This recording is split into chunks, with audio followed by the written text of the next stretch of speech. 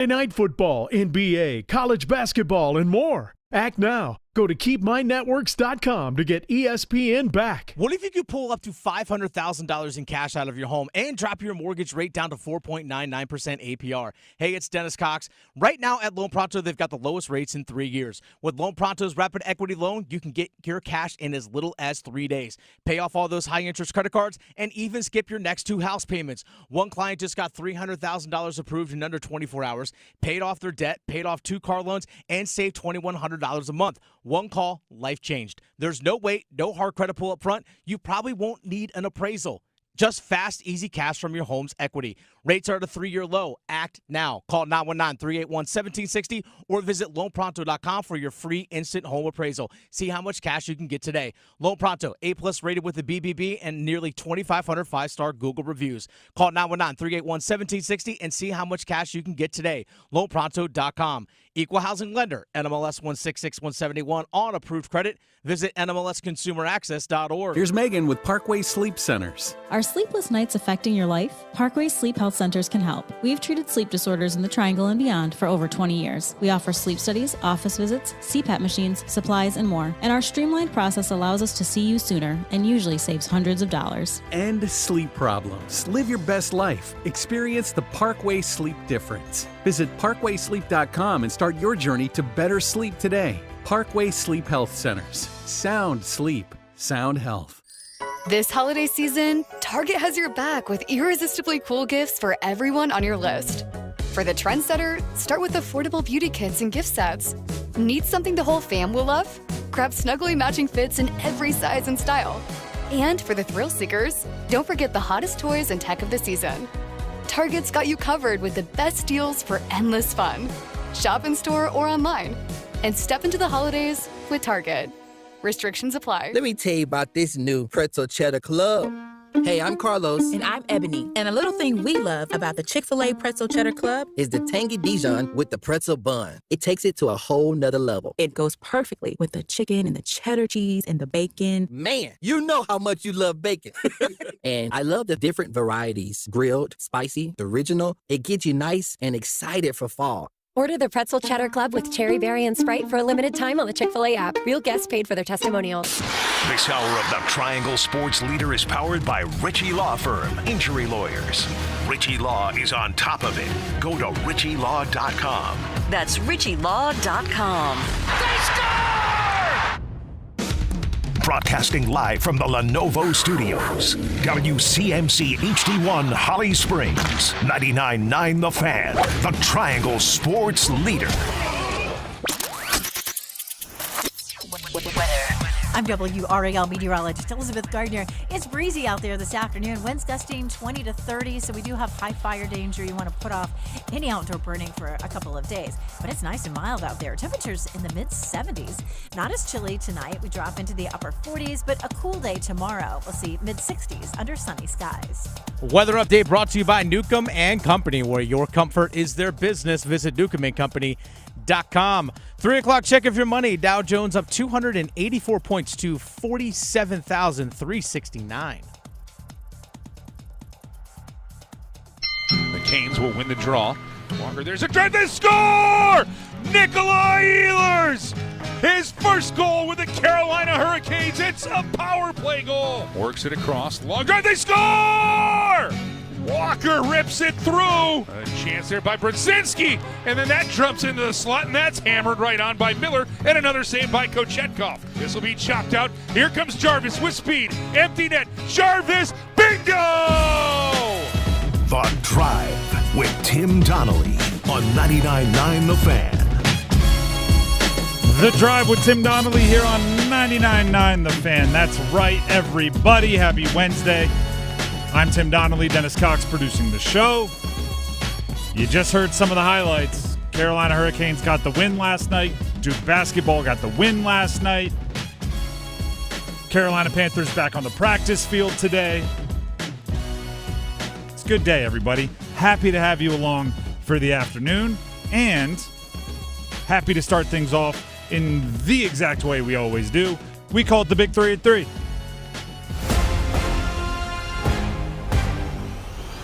Number 1. Canes, not only did they beat the Rangers last night, not only is it a win, not only is it a win while they're still ravaged by injury, in which case every win feels like it's worth a little bit more. It was a shutout win on the road at MSG over the Rangers. I don't know what's more fun there. Beating your rival when they're good or kicking them when they're down. Both pretty good there. 3-0, the final score. Obviously, 2-0 until the empty netter by by Seth. Empty net. Seth, not empty net. Svetch. Seth Jarvis got the empty netter.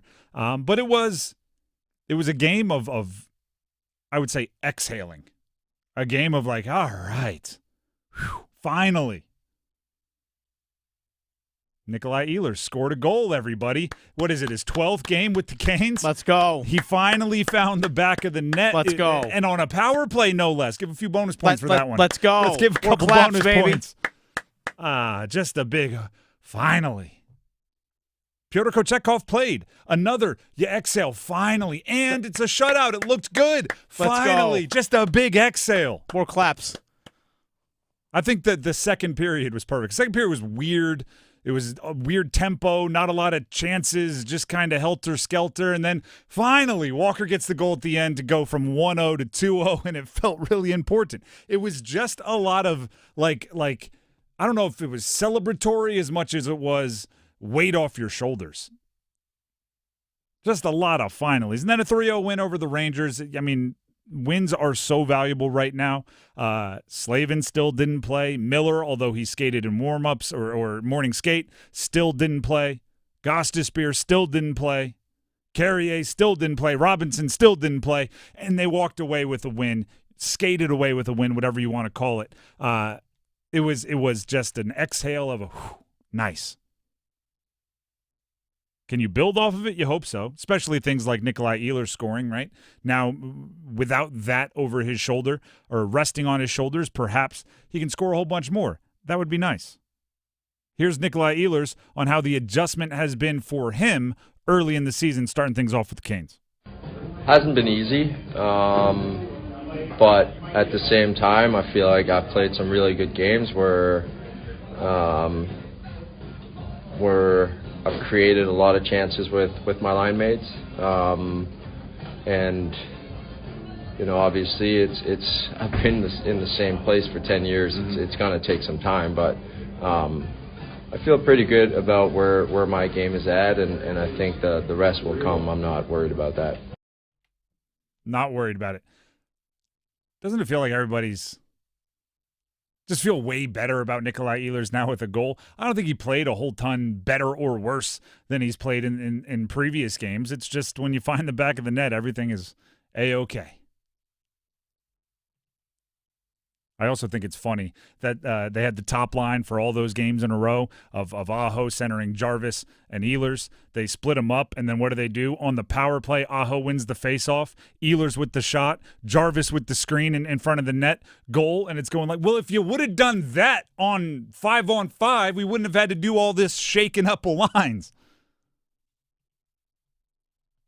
Either way, 3-0 win, good vibes. That's number one. Let's get to number two. Number two. Duke men's basketball started off their season yesterday. Most of the ACC got started on Monday. They started off with, albeit a bigger game. They played Texas when most others were playing group of five kind of obvious wins. Duke in Charlotte, by the way. So it was, a little destination game kind of. Duke beat Texas 75-60. Here's the story for me. The story for me is at halftime, Texas led 33-32. It was much more, and I watched it this morning because of these stupid agreements from broadcast partners. Duke beat Texas 75-60. Texas led 33-32 at half. It was much more of a feel-it-out game on both sides than I even said yesterday, like, I'm not going to hold it against them if you lose this one. It's so much new. Texas has a new coach, couple new players. Duke has become dependent on so many stud freshmen as they are this year. So it's the early part of the season is feeling it out. And even knowing that going into the game, even having said that just a couple hours before the game was played here on the air, I said it. I still watched going, oh, this is very much, jabs through the first 5 rounds of a boxing match where you're just trying to time it up and see what the others bring into the table and working through some things of your own. It was very much a feel-it-out game. And then eventually the talent of Duke overwhelmed in the second half. Cam Boozer, there's a cool story going around, as they told in the postgame. Cameron Boozer is one of the best players in the country. Where he fits in that group, we'll debate, but they'll settle it on the court, hopefully. He's one of the best players in the country, incoming freshman, one of the top recruits. He was scoreless at half, which is not what you would expect. In the exhibition games, even against really good opponents, he was immediately out there putting up huge numbers. Didn't do it in the first half. The story is John Shire, the head coach, called him, or didn't call him soft, said he's playing soft, which is a slight difference, but said he's playing soft. At halftime, that was the message for Cameron Boozer. He went out and scored 15 points in the second half, played much more aggressive, rebounded well, and that's the feeling it out thing, right? Even the coach has to learn which strings to pull, which buttons to push, and he figured one out for Cam Boozer, right? You don't have to wear kid gloves for that guy, right? You don't have to give him 3 compliments before you give him a criticism, like they say in all the management books, right? Love what you're bringing. Love the energy on the defensive end. You're communicating well. Perhaps we need a little bit more aggression on the offensive side. No, you can just come out and say, hey, you're playing soft, and he'll react well. That's good coaching. That's something you got to learn. Every coach will learn those things about his new players as the season goes along. Still, a 15-point win when you're down 1 at half against a team like Texas. It's a good experience. Got to build off it. Got to learn from it. That's number 2. Let's get to number 3. Number 3. The college football playoff initial rankings came out last night. If you're wondering where the ACC teams were, scroll down. You got to keep scrolling. There they are.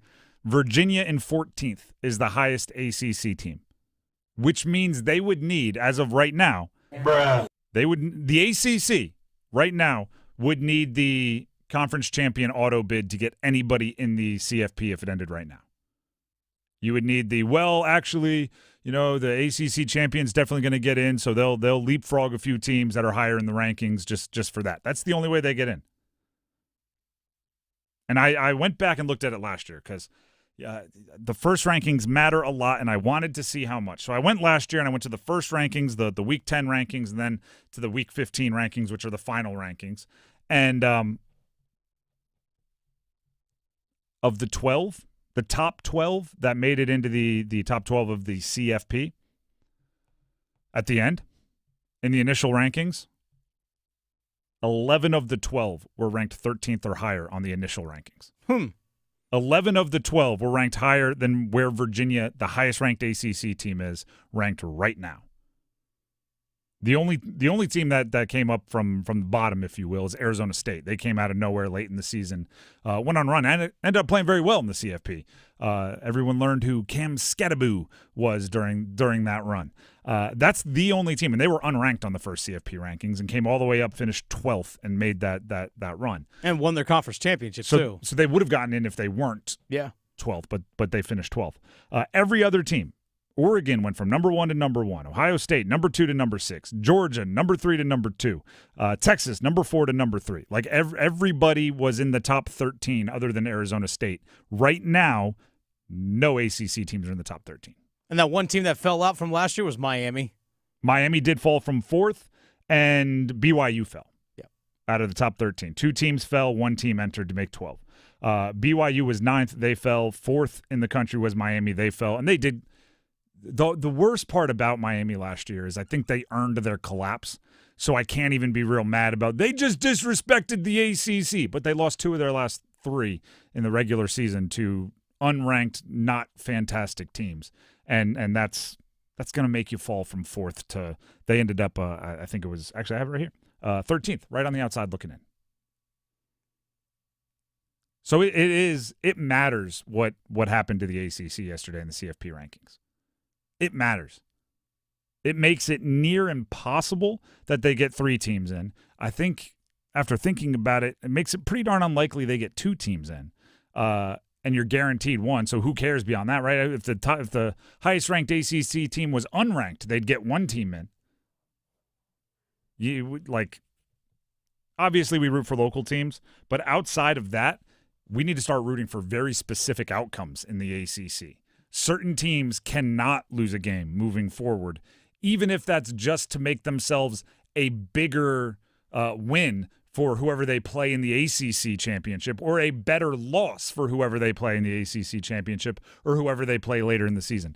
It's officially like let's game the system and count the numbers season for the ACC to get 2 teams into the college football playoff.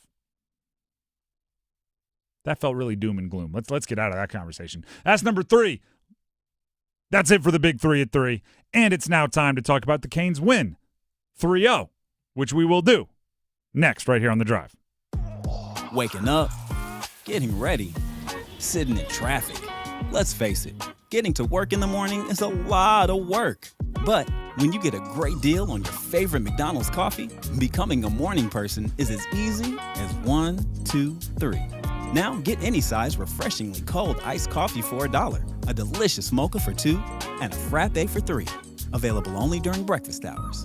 Price and participation may vary. Cannot be combined with any other offer or combo meal. YouTube TV customers get the sports you love on ESPN back, including college football, college game day, Monday Night Football, NBA, college basketball, and more. Act now. Go to keepmynetworks.com to get ESPN back. Hey, it's Dennis Cox from 99.9 The Fan from my friends over at Raleigh Weight Loss Center. I've been with the program for over 3 months now at Raleigh Weight Loss Center. And as I told you in previous weeks, I've hit 40 pounds lost. Now I'm at 42. I've lost a couple more pounds thanks to Raleigh Weight Loss Center. My goal is to hit 50. I want to lose 50 pounds. And the best thing about the Raleigh Weight Loss Center program is an actual plan for you to follow. They lay it all out there for you. I know a lot of people struggle trying to figure out the best plan for them, or do I go this way? Do I go that way? These yo-yo diets, whatever it is. Raleigh Weight Loss Center, here's a plan. Follow it. Stick with it. You can see results. I'm living, breathing, walking proof that could be the case. 42 pounds down in 3 months. Thanks to Raleigh Weight Loss Center. Set up a free 15-minute phone call. Give them a call, 919-897-7506, or visit RaleighWeightLossCenter.com, 919-897-7506, RaleighWeightLossCenter.com. Set up a free 15-minute phone call with Raleigh Weight Loss Center. Results may vary. I'm very honored by this award, and I always just try to work really hard in school and soccer, and it's nice to be recognized with something this special. The Coastal Scholar Athlete of the Month from 99.9 The Fan and Coastal Credit Union. To nominate your athlete, text AWARD to 919-860-5326. The Canes will win the draw. Walker, there's a drive, they score! Nikolai Ehlers! His first goal with the Carolina Hurricanes. It's a power play goal. Been waiting for that one for quite a while now, but definitely feels nice to get that in today. How does it feel about Nikolai Ehlers? How do you feel about Nikolai Ehlers today? Let me phrase that another way. How much better do you feel about Nikolai Ehlers and the Carolina Hurricanes and his role in the Carolina Hurricanes today? Probably a good amount, right? And the reality is, I said this earlier, I don't know if he played a ton better than he's been playing recently. Right? It's they say it about football on any given Sunday. It's true about hockey too. Hockey's a game of inches, gentlemen. Right? Nikolai Ehlers takes a good shot, misses by 2 inches, wide left. Oh, what's going on with Ehlers? Oh, he's a bust. Takes a good shot, hits the inside of the post and goes in. There you go. Knew he had it in him. Finally, that's what you pay him for. The difference, 2.5 inches. Right? It's a game of inches. That's why stupid little things, and I say stupid just because it's like trivial, not because it's inherently stupid. That's why trivial little things like Seth Jarvis scoring an empty netter, they matter. Because you look back and you'll go, oh, he had a goal there. He's not on a goalless drought, even though it's, didn't have to maybe work as hard for that one, right? Once you get beyond like 2 or 3 games out, I think most people just treat stats as stats. For like 2 games, I think context matters, right? If you hit the post 3 times in one game, in the middle of a scoreless drought, after that game, people are definitely talking about it. Like, oh, that's just bad luck. He hit the post 3 times. He's playing well. After the next game, you still don't score a goal? Yeah, but he had that game a couple games ago where he hit the post 3 times. 3-4 games later, he's just on a scoreless drought. Nikolai Ehlers, again, I don't know if he played any better, but he scored. It was a power play goal. It was in the first period. It ended up being the difference, right? It was the goal that gave you the lead. And because of all of that, it's gonna feel much different talking about Nikolai Ehlers. And also, Pyotr Kochetkov in net. How much better do you feel about that situation now? Right? One game posts a shutout. Although I should say that the skaters for the Carolina Hurricanes, they give a nice little half day, essentially, to goalies in their debut this year. Brandon Bussey got his NHL debut and season debut a couple weeks ago, and he didn't face a shot in the third period. Right? So the skaters said, you did good in your debut, take the rest of the day off. No shots on goal in the third period. Well, yesterday it was Pyotr Kochetkov's season debut. They essentially said, take the last 28 minutes off. He did face one shot, but it was from like 80 feet away, and it was just right down Main Street. That's it. That's all he faced in the third period. That's all he faced over the last, I think it was 28 minutes. That's good, right? So now you have goalies that are playing well. You have 3 of them, right? And it just changes the way you think of that position, and it makes the decision to keep 3 easier, right? Because now if you have to do some roster gymnastics, if you have to figure out ways to keep all 3, it's so obvious because all 3 have done something of significance this year, and you know that Bussey's not going to clear waivers. You know that these guys are playing well enough. It's one game can change so much. One game can change so much. If I have a bone to pick, if there was one thing that replayed in my brain a few times that was just like, come on. They did change up the lines yesterday, which I'm fine with, and I said that, and obviously whatever they did, even though it was on a power play, it got Ehlers on the board, so, good move regardless of what they do moving forward. But there was one play, that kept replaying in my brain. It was Taylor Hall, Sebastian Aho, and a 2-on-1. Hall had the puck. And when I tell you, if we're grading like scoring chances out of 10, I probably would have given it like a 7.9. Like it was a really good chance by Taylor Hall. And there was a slightly more difficult pass that could have given Sebastian Aho probably an 8.9 shot attempt if the pass was completed. Right? You could pass up a really good shot for a potentially great shot, which is, of course, in the unselfish world of so many of the Carolina Hurricanes' thought process. Taylor Hall tried to make the pass ahead to Aho, and they didn't connect. Right? Couldn't really missed. We'll just say it was a not a bad pass, not a bad effort by Aho. I don't want to put it on either of them. It didn't connect. It happens in hockey, right? Puck bounces a funny way. They don't even get the puck to Igor. They didn't even make Shesterkin make a save. And that's one of the more frustrating parts about the Carolina Hurricanes for me. Even in a game that they win 3-0, even in a game where we could write sonnets, we could write odes, we write so much good. We haven't even mentioned Alexander Nikishin, who just keeps getting better. Right? There was so much good. There was that play to make me go, shoot the puck, Taylor. Maybe I'm greedy. Maybe I am. Who cares? I want to be greedy. I want 4-0 rather than 3-0. Because in a game down the road, that might be 4-3 rather than 3-3 going to overtime. Like, shoot the puck. And that's part of why I think they mixed up the lines yesterday, which is why I brought that up, right?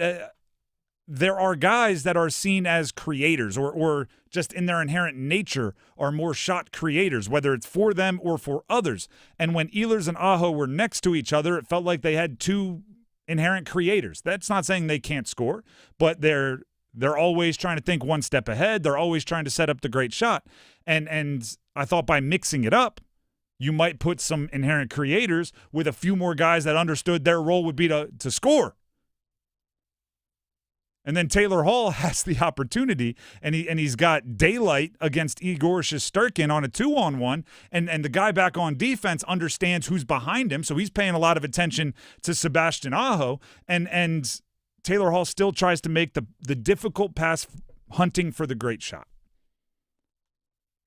It's what's frustrating about the power play.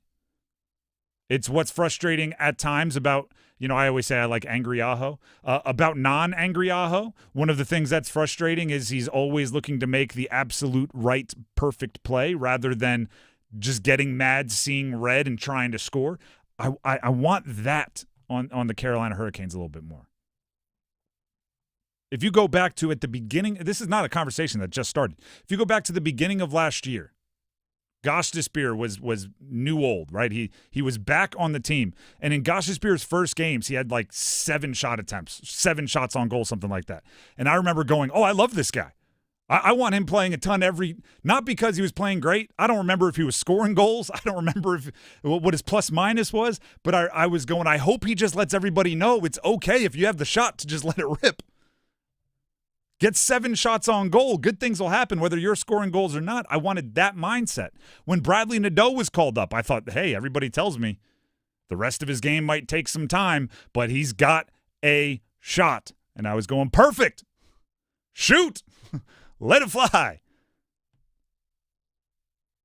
I've said this too, and it's why it's so frustrating because it's not a new conversation. I think it's good for like the Canes in life. I think they're all really nice guys, right? I think it's better like for them as humans. Their parents should be more proud the way that they often play hockey. But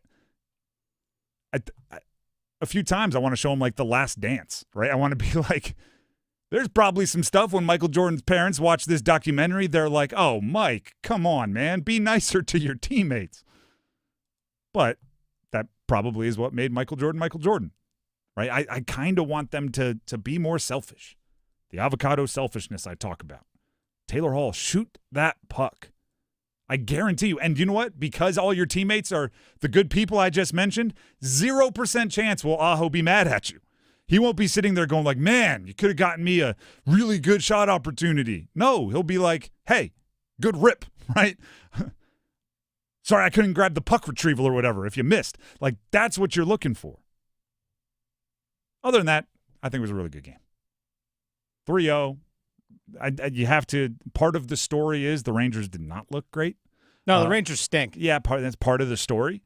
So, add that. Check. We've now added it. we can go on to the rest. I think it was really good for Pyotr Kochetkov. I think it's a weight off the shoulders of Nikolai Ehlers. Sean Walker, your boy, your multiple points, including a goal. That's can't have enough of that for a player like Sean Walker, building confidence.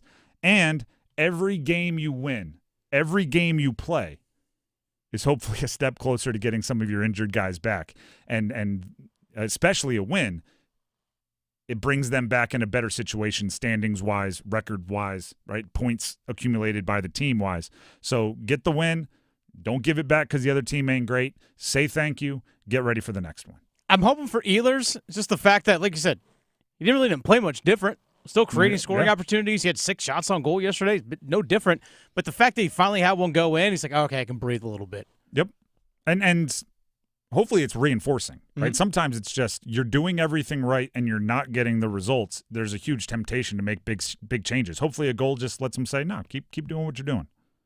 If you want to do it a little bit better, a little bit more quality, cool. But keep doing what you're doing. The Drive with Tim Donnelly, 99.9 The Fan. That is a big win for the Canes. Give them credit for it. Before we move on, and we do have the Dean's List coming up, and for more Canes action, 2 minutes of gold from Adam Gold, all about yesterday's game.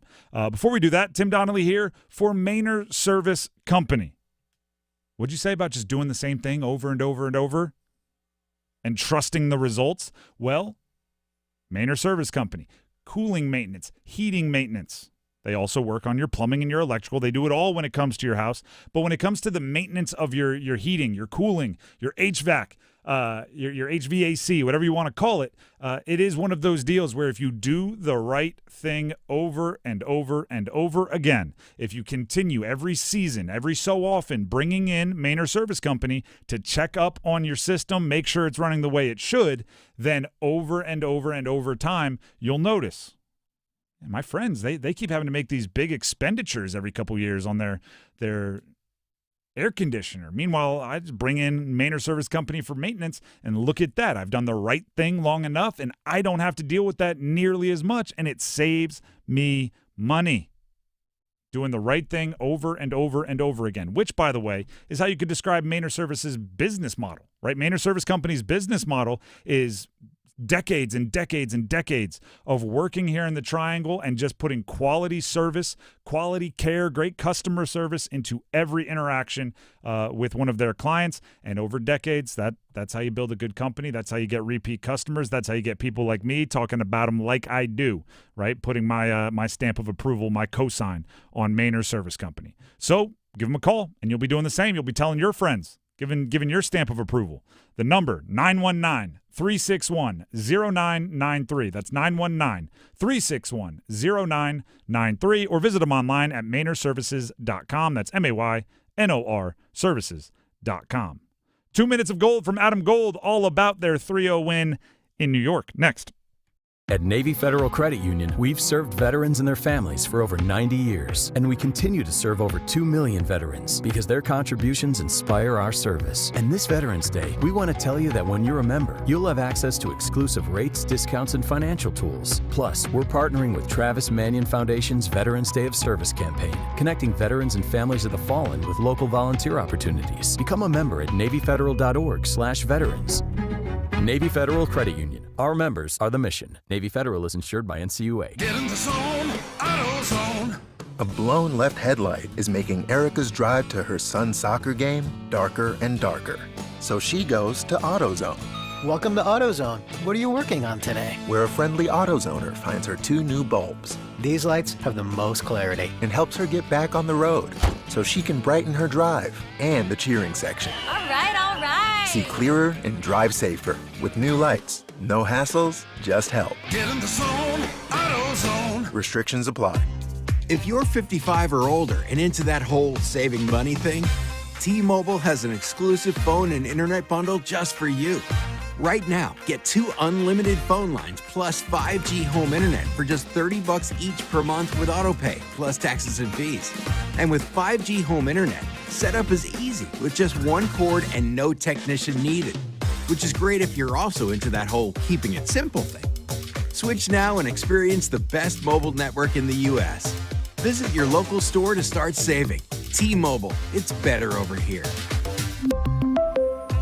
Based on analysis by Ookla of speed test intelligence data Q4 2024 to Q1 2025, Ookla trademarks used under license. Unlimited on our network. Customers on voice plan may notice speeds lower than other customers and further reduction if using more than 50 gigs a month due to data prioritization. Video streams and SD on this plan. Home internet pricing after $20 in monthly bill credit plus $5 per line without autopay. Debit or bank account required. See 5G device coverage and access details at T-Mobile.com.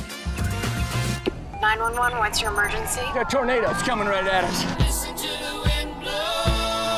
ABC Thursdays, the 911 universe expands to Nashville. How far out is that tornado? 2 miles! From executive producer Ryan Murphy. Get everyone you can and send them out here now! Chris O'Donnell, Jessica Capshaw, Kimberly Williams-Paisley, Leanne Rhymes.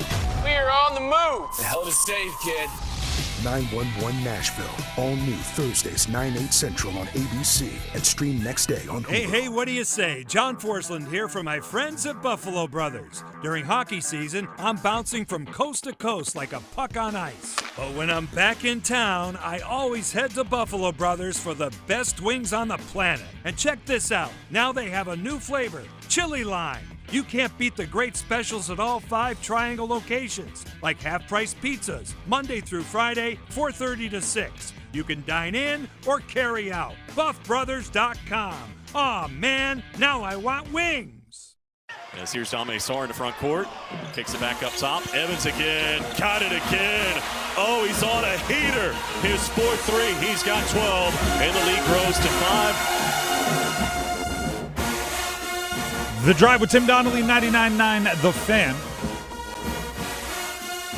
There's a lot going on in the college sports world. There's college football, college basketball now underway. And we're going to get to the Dean's List in a few minutes. Matter of fact, you might say in 2 minutes. In 2 minutes of gold. Because right now, we have Adam Gold, our very own from here at 99.9 The Fan, giving you 2 minutes of gold all about the Canes' win over the Rangers last night. Hey, it's Adam Gold, and I've got 2 minutes for 2 firsts and 2 points thanks to 2 set-piece goals and 1 hell of a debut in 2025. And it's all brought to us by Parkway Sleep Health Centers, parkwaysleep.com. All you needed to know about this, Carolina scored 2 goals right off face-off plays, including one by Nick Ehlers, who is finally on the board in 2025. But last night was 100% about Pyotr Kochetkov. His debut game of the season, for 27 minutes, he had to do everything. Could have a 2-on-1 developing across for Panarin, alone out in front. Kochetkov, a stand-up save with a right pad. Russian on Russian, great save. Now shot right on by Lafreniere. On a little give and go was Zibanejad, and Kochetkov, that is his best save by far. And a chance there by Brzezinski, and then that jumps into the slot, and that's hammered right on by Miller, and another save by Kochetkov. After that, he could have gone to St. Mark's Pizza in the Village and gotten a couple of slices and then gotten back into the net and still wouldn't have faced a shot by the Rangers. They had no shots on goal apart from a puck that just rolled in on net from about center ice in the third period. That was it. They didn't have a scoring chance worth anything in the third period, and in fact only had 5 at 5-on-5 all game. Defensively, Carolina was at their best at Madison Square Garden. And very quickly about Kochetkov, he owns Igor Shesterkin. We have been looking for a Hurricane to own a Ranger forever. 5-2, .934 save percentage in games against Igor. Go Pyotr. Parkway Sleep Health Center. Sound sleep, sound health, sound off for the return of the Pyotr.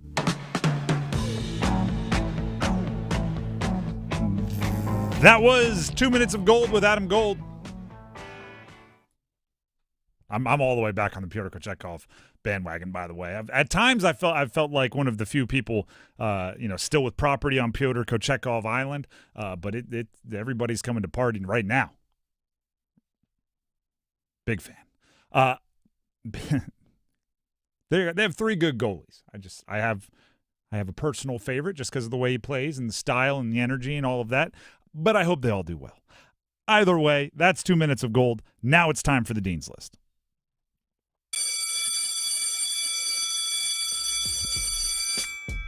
All right, let's get the automatics out of the way. Kurt Roper, offensive coordinator from NC State, as well as Dave Doran, head coach at NC State. They've been named the CBS Sports College Football ACC Head Coach of the Week and the CBS Sports College Football ACC Offensive Coordinator of the Week. Well, there you go. I'm starting to wonder, since we made this rule that if you win an award or you're added to a watch list, you're automatically on the Dean's List, do we not celebrate college sports enough? They stormed the field to celebrate the accomplishment of NC State. It was a massive celebration. Big men on campus. And they've won, it feels like 24 awards since then. They keep the ACC Offensive Coordinator of the Week. How many weeks are it? Like 13 weeks when you include bye weeks and everything just in the regular season? I think 14. 14? We need 14 ACC Offensive Coordinator of the Week designations. I don't know. It just seems like there's a lot of awards going on. We got Freshman of the Week. We got, what was the Earl Campbell? It had to be a freshman who went to high school or played college in Texas. and then had a great season both on and off, then came over or overcame adversity. Like, there's a lot of very specific awards out there. Dare I say words that every baby boomer has said to my generation over and over again? Everybody doesn't need a trophy. To which I always counter with, you think we made them ourselves? You were the one giving them to us. Anyway, Kurt Roper, Dave Doran, congrats on your CBS Sports College Football ACC Coaches of the Week honors. More Dean's List. Bill Belichick, UNC head coach. This one is a more rare designation. The Pro Football Hall of Fame announced their coaching category semifinalists, of which I believe they went from 12 to 9. I feel like we could do more tree-shaking eliminations and get it down to fewer. But they did limit it. The 9 semifinalists in the coach category for possible election as part of the Pro Football Hall of Fame class of 2026 are a whole bunch of really good coaches, including Bill Belichick. Bill Belichick, Tom Coughlin, Mike Holmgren, Chuck Knox, Buddy Parker, Dan Reeves, Marty Schottenheimer, George Seifert, and Mike Shanahan. I think they have a bit of a backlog there because I see like a good amount of coaches that deserve to be in the Hall of Fame. But Belichick will definitely skip the line and go to the front, so congratulations to him. Do you have a Dean's List you'd like to throw out here, Dennis? I don't. All right, then we'll just keep it rolling. Duke wide receiver Samir Hagans. Okay. Dennis, you actually brought up Real Analytics the other day, right? Mm-hmm. Real Analytics is you follow them on Twitter at Real Analytics. They're a site that does GPS tracking essentially without having to wear the GPS tracking device. So they, through video, have some kind of a technology that can tell you how fast players are running. And every week they put out the 10 fastest ball carriers in college football. So all across, anywhere that there is a broadcast or television copy or all 22 copy of college sports, they track it and they put out the fastest 5, I guess it would be. I don't know if they do 10 every week, but I know they do 5. And the college football players that ran the fastest for Week 10 include Samir Hagans' second fastest ball carrier in college football this week. Oh, really? On the kick return, he got up to 21.5 miles per hour against Clemson. Yeah, that'll help you return a kick off 100 yards for a touchdown. That's what takes it from he has a crease and big return down at the 40, and it turns it into he has a crease. He's got one man. He's beating him. He's off to the races. 10-5 touchdown. There you go. That's the difference. So Samir Hagans had a big game, but obviously 21-5 is flying. And then lastly, last Dean's List member. It is a former UNC wide receiver, Josh Downs. First of all, good player. I'm a big fan of his. The advanced analytics love him at the NFL level. He's playing wide receiver for the Indianapolis Colts. But that's not why he made the Dean's List. He made the Dean's List because Josh Downs, during his time with the Indianapolis Colts, has been wearing jersey number 1. That's a good number, right? Who's number 1? You are, Josh Downs. But wait. The Colts traded for Sauce Gardner yesterday, the highest paid defensive back in NFL history on a per-year basis. And he also wears number 1. And he has jewelry that says number 1, and he's kind of attached to number 1. He gets traded to the Colts. They've already announced that they will be switching numbers. Josh Downs is going to number 2. Sauce Gardner will be taking over number 1. You make the Dean's List because I assume you got something cool in that exchange. To change mid-season? We know that when Mikko Rantanen went to the Canes, Jack Roslovic gave up his number and got a Rolex out of it. I would assume Josh Downs didn't start with like one single watch unless that watch was like $100,000. Not just some run-of-the-mill Rolex. He needed something bananas. That is good business for Josh Downs. My favorite story, Fiegels, the punter for the Giants, back in the day, he was wearing, I think, number 10. They draft Eli Manning. Eli Manning wants 10. Fiegels goes, you can have it. My wife wants to redo our kitchen. If you pay for our kitchen renovation, you can have number 10.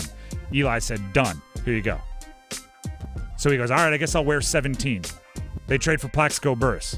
Plaxico Burress goes, I need 17. He goes, my wife wants to take the entire family on a Caribbean vacation. If you pay for that, you can have number 17. Plaxico Burress goes, done. I'm like, that's good business of a punter just trading numbers.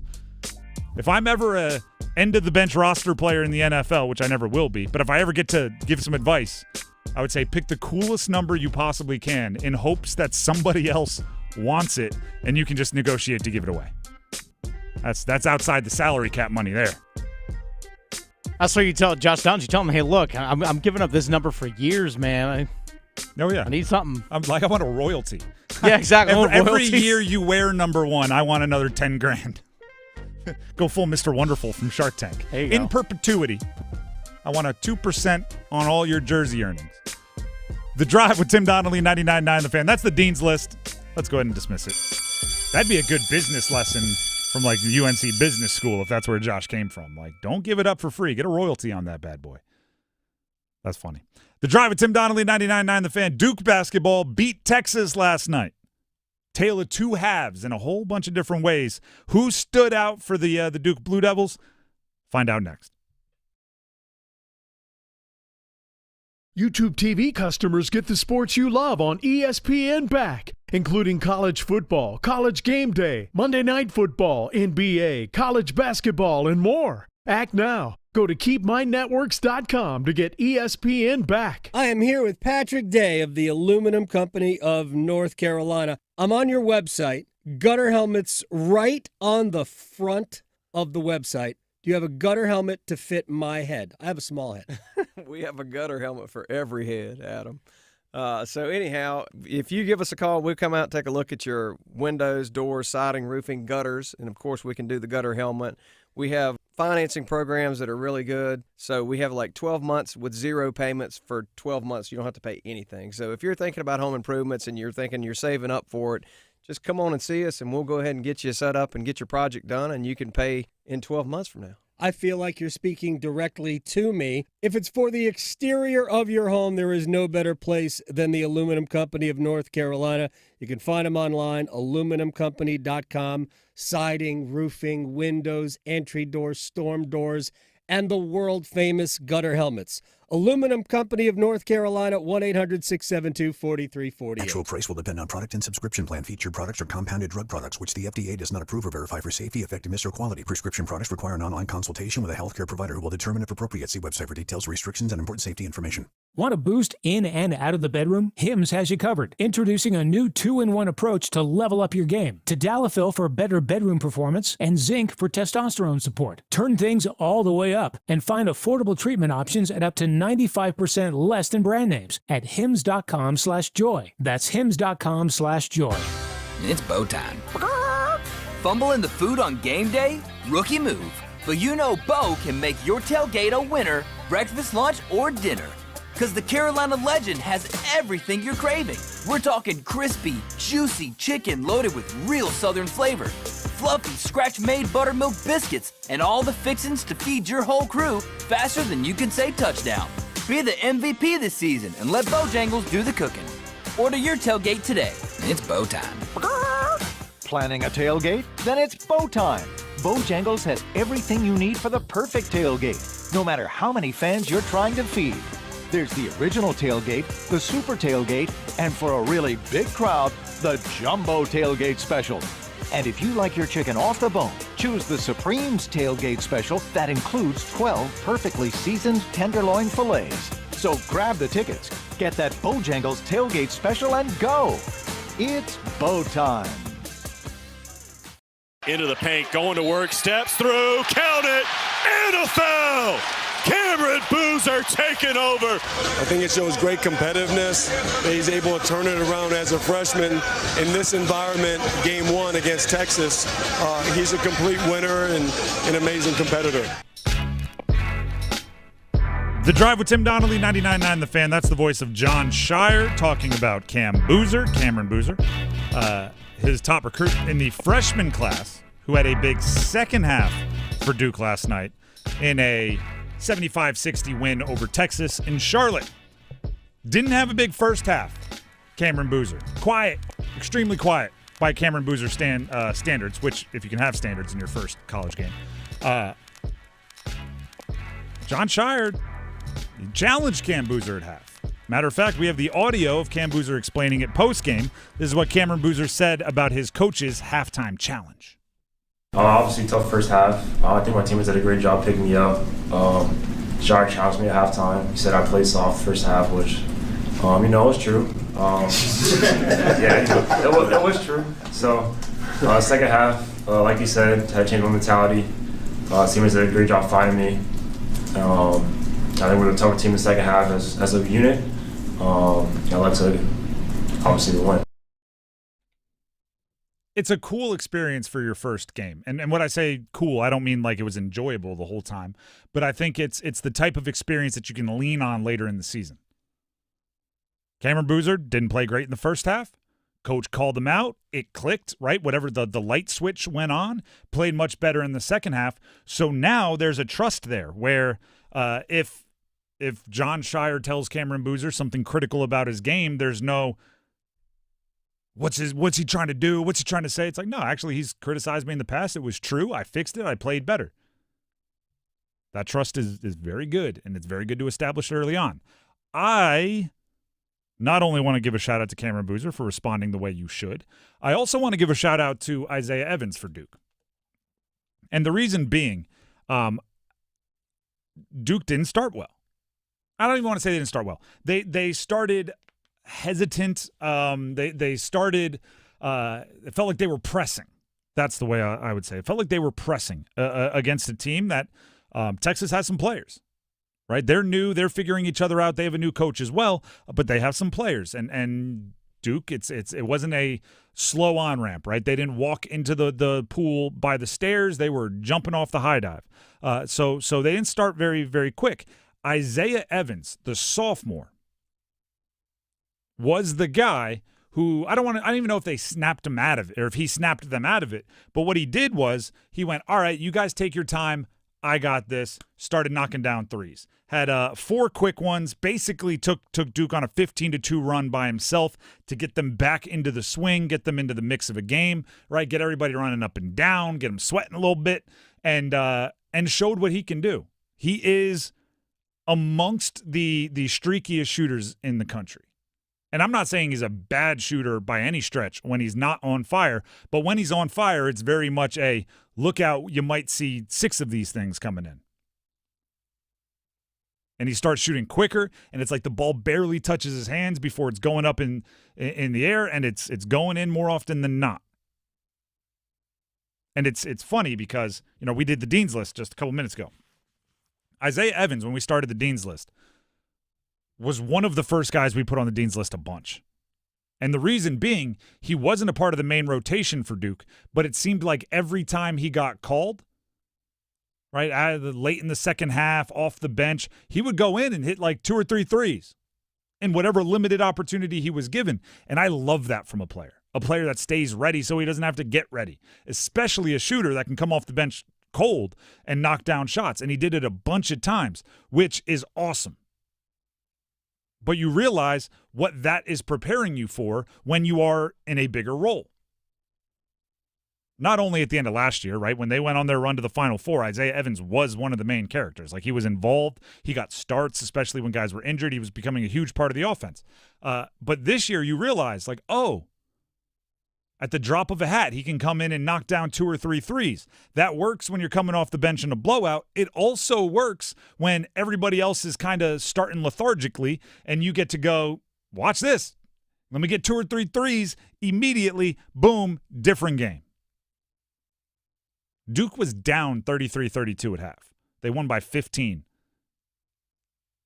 And Texas, like I said, Texas has some dudes. They'll figure it out. They'll be better. I'm not writing them off because they lost the first game in the state of North Carolina against Duke, right? That would be asinine.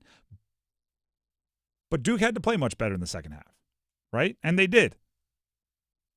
John Shire talked after the game about his young team playing well on the defensive end, which obviously the fireworks for Isaiah Evans and Boozer and everything are going to be the points. But here's Shire talking about the other end of the floor. Our defense carried us the whole time, and I think that's something that can be mistaken with a younger group where, while Canavy is good defensively, defense starts with a mindset. These guys have it. They embrace it.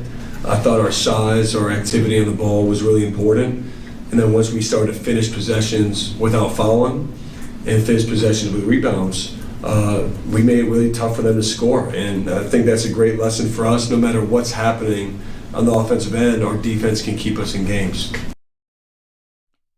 That's probably an underrated part about last year's Duke team as well, right? Because you remember, Con Knipple knocking down threes. You remember Cooper Flagg and Kaman Malawash dunking. And by the way, a lot of those guys are doing it in the NBA. But what you probably don't remember, at least, doesn't pop to my brain at first when I talk about that team, is just about every analytic said they were the best defensive team in the country. And Dame Sarr, who played last night, good amount of minutes, started for Duke. And then off the bench, Malik Brown, who didn't play a ton, but probably still coming back from some of those injuries. And I would throw even somebody like Nick Hamenia. You can throw a few, obviously Patrick Gungba. They have the makeup to be some very good defensive players, where when they put particular lineups out there and you're dribbling the ball up, you're just going to see wingspan and not many passing lanes. And that is something similarly. If you start lethargically on offense, if Cam Boozer isn't going from the jump, you put a couple guys with 7-foot wingspans out there and tell them keep your arms up. Like, it's not that simple, but it's kind of that simple. It's going to be tough for an opposing team to take advantage of your slow starts. Guys just got to cut down their fouls. Like Gongba got into some foul trouble and stuff. That's one thing you got to cut down on is a little bit. It's one thing to be aggressive. It's another to be a little reckless where you're drawing fouls. But it's first game of the season. Refs are also probably going to be more apt to call fouls and stuff anyway. That was my concern going into the season. When we did cons and cons for ACC basketball, it was like the true bigs for Duke, because Malik Brown really isn't 6'9", but he's a versatile defender, can guard 1 through 5. I really like his game. Gongba is kind of the true big, but he gets in foul trouble a lot. And if he's got 2 quick ones, who's protecting the rim? Because you don't want Cameron Boozer doing that. At times last year, you had to have Cooper Flagg doing it, so you do what you got to do. But those true bigs might be what you're looking for here. Gongba definitely has to stay out of foul trouble. But overall, it's a good win in your first game. It's a tall task in your first game, but it's a good win in your first game, and it doesn't get easier from here if you're Duke. You do get a few easy ones. I think it's like 2 or 3 games that you would expect to win by a whole bunch, including at Army, which is a cool experience regardless of the basketball game. But then Kansas, right? So it's when you schedule a really tough non-conference game, you think like, all right, we got Texas out of the way. Now take a breather. No breathers. No breathers. Yeah, like you said, their non-conference schedule is pretty loaded. They have Western Carolina this coming Saturday at home. Like you said, go to West Point. Then they're home against Indiana State. But then Madison Square Garden against Kansas in a couple of weeks. And then later on, you got Arkansas, you have Florida, Michigan State, Texas Tech. And then you have the ACC. Yeah, exactly. They have a stretch of 5 games in their non-conference schedule where 4 of them are ranked. That's a really tough non-conference schedule. And guess what? You're going to have to be able to speak honest with each other like Cam Boozer and John Shire did at half. You're going to have to pick each other up like Isaiah Evans did. You're going to have to find a way to win when your offense isn't working like their defense was able to do last night. It'll be harder as well. I'm not acting like they did everything right, and I'm not acting like what they did against Texas is going to prove to be so crucial in every win. There's still a lot of stuff they have to prove, just like any team. And a lot of those games, by the way, the non-conference games, only Cameron Indoor Stadium is going to see Florida. That's it. Arkansas is at the United Center in Chicago. They got to go true road game to East Lansing, Michigan to play Michigan State. Now, Texas Tech is also at Madison Square Garden like Kansas is, which I guess you could say is like their second home. Yeah, they know their way around the corridors. Yeah, they do. At Cameron Indoor. At Madison Square Garden. But I think that there's net rankings involved there. And 100%. It works in their favor. Yeah, depending on what level of those opponents end up being at the end of the year, it changes everything. Either way. State, UNC got the wins on Monday. Duke gets the win on Tuesday. It's a nice start for the Triangle. It is a nice start for the Triangle. Speaking of NC State, if you want to hear from Will Wade following that win on Monday, we have Wolfpack Weekly with Will Wade. So a little with the bye week, little hiatus from Dave Doran's appearances, and Will Wade will take over. I think everybody's going to be excited to hear what he has to say. It starts at 6 p.m. here on 99.9 The Fan. So immediately after this show, we'll turn things over to Wolfpack Weekly, and you'll hear from Will Wade after a win in his coaching debut for the Wolfpack on Monday. Up next, we have football at 4. Is it fair to start talking playoffs for the Carolina Panthers. Stick around. Holiday scratch-offs, what a gift it lets them dream just for a bit. Ski trip, cruise ship, sports car, pristine yard, courtside seats, fancy meats, holiday scratch-offs can't be beat. Give the gift of what if from the North Carolina Education Lottery. Must be 18 to play. Approximate overall odds of winning range from 1 in 3.19 to 9.95. Problem gambling helpline 877-718-5543. Here's Brandon with Parkway Sleep Centers. Tired of waiting for a sleep treatment? At other sleep centers, it can take 6 to 8 months just to get an appointment and cost you thousands more. Not Parkway Sleep Health Centers. We schedule you within weeks and we'll save you money too. We have over 20 years of experience serving the Triangle. Let our expert team help you sleep better sooner. End your sleep problems. Live your best life. Experience the Parkway Sleep difference. Visit parkwaysleep.com and start your journey to better sleep today. Parkway Sleep Health Centers. Sound sleep, sound health. Pros don't just show up. They prove how it's done. With precision and without shortcuts. Makita tools are built the same way. With a dedication to lasting quality. Trusted performance and results that reward your effort year after year. When the job calls for the best, call on Makita. Built to be the best.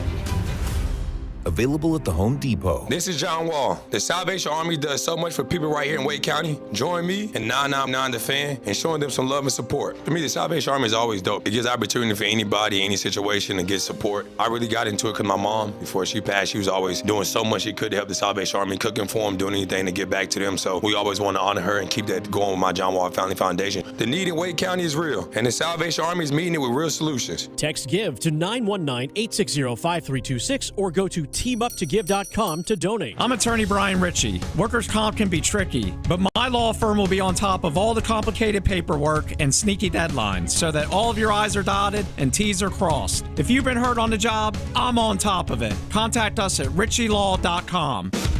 Broadcasting live from the Lenovo Studios. WCMC HD1 Holly Springs. 99.9 The Fan. The Triangle Sports Leader. I'm WRAL meteorologist Elizabeth Gardner. Warm and breezy this afternoon. High temperatures in the mid-70s under mostly sunny skies, but the breeze means we do have a high fire danger for this afternoon. Upper 40s and clear overnight tonight. Tomorrow, mostly sunny skies with highs a bit cooler in the mid-60s. Weather update brought to you by Newcomb & Company, where your comfort is their business. Visit newcombandcompany.com. 4 o'clock check of your money. My apologies. 4 o'clock check of your money. Dow Jones is up 229 points to 47,314.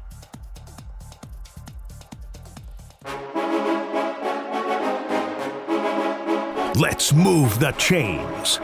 Time for Football at 4. Football at 4 here on The Drive with Tim Donnelly on 99.9 The Fan. I've been asked multiple times.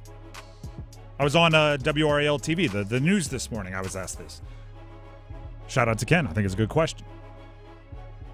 Is it fair to start talking playoffs for the Carolina Panthers? And just so you know, my self-control is not good enough to not do this. Playoffs? Playoffs? Shout out to Jim Mora. There was no way I was going to make it through the segment without mimicking one of the greatest rants in sports history. Playoffs! Now we can move on. I've gotten that out of my system. Is it fair to start talking about the playoffs for the Carolina Panthers? My official answer is this. Depends what for me talking about it. And I think many of you will fit into one of these categories as well. But it depends what hat I'm wearing. It depends what hat. If I'm wearing like my analyst hat, or if I'm wearing my opinion maker hat, if I'm wearing something where I feel a responsibility to accuracy and logic and putting research in, I think it's too soon. 5-4, and you're outside the playoff picture right now. You're not leading your division. You're not sitting in a wild card spot. You are a team that has a history of not winning many games recently. I think it's too soon. And I'll explain why, and I'll explain kind of the checklist that I think needs to be accomplished or completed or mostly completed before I feel okay having that conversation. But if I take off my analyst, media member, responsible hat and put on my fan hat, start the engines, right? Start looking at matchups. Start thinking about who you might catch in the first round. Start thinking about all of the playoff things that you want to think about. The Panthers haven't made the playoffs since 3 years before the pandemic. Don't waste the opportunity to feel the rush of a playoff chase for your fandom waiting to be plausible. Going, I don't know if they're there yet, right? Fans don't have rules, okay? If you want to have like serious debates, then yeah, you do have to base your arguments in logic. But fans are fanatical. They don't have rules. Go nuts. Heck, if you've been talking about playoffs since the Falcons game as a fan, I'm like, yeah, sure. They beat the Falcons 30-0. Go nuts. Right? So it just depends on what avenue you're talking about it. And it also depends on how you're framing it, right? Is it fair to expect the playoffs? I don't think it's fair to expect it at this point. Is it fair to say being in contention would really aid in the development of some of the young players? Yeah, I mean, that's one, like you're talking about the playoffs there, right? The bye week is week 14, very late bye week. That gives you 4 games after. 3 of them are in the division. You want to know another fun fact about the 4 games after the bye? There is a 3-week, I don't even know what you call it, like Ghost of Girlfriends Past, where you play Baker Mayfield, Sam Darnold, Baker Mayfield. You might have the playoffs on the line. You hope to have you hope those games matter for playoff contention, right? That is meaningful football, and you're just facing everybody that you broke up with in the last few years. Like that's Ghost of Christmas Past, whatever you want to call it. That's an interesting little break. But I do think it's hugely valuable to the development of the team if those games have playoff implications. So I'll talk about the playoffs in that respect. But if you want to take the Panthers, and now I'm putting my analyst hat back on. If you want to take the Panthers from 5-4, which is where they are now, second in the division, just 1 win behind the Bucs, but they've played less games. The Bucs are sitting at 6-2, Panthers at 5-4, right? And you're, I think, multiple games up on everyone else in the division. So you're like firmly in second, a little bit of distance, not as much, but a little bit of distance between you and number 1. If you want to go from there to, all right, maybe we set the playoffs as either the expectation or the bar for success from this point moving forward. If you want to do that, there are 2 things I think I want to see significantly better out of the Carolina Panthers. One is consistency. I think that's what separates the true playoff teams from the not playoff teams. Is not can you have a good month, not are you good when XYZ happens. You find a way to be even competitive in most games, if not all games. Competitive. And I haven't quite seen that yet. Second is, and this is the one that, I'm gonna get tired of saying, but it's so important until you get the box checked. I need a plan B on offense. I need a plan B on offense. When the running game isn't working, what do? And do you have enough of that whatever other thing you do when between the tackles running isn't working? Rico Dowdle has been unreal. Go look at the statistics on him versus everyone else in the league running between the tackles. It's even more dramatic than the stats of him just running the ball overall.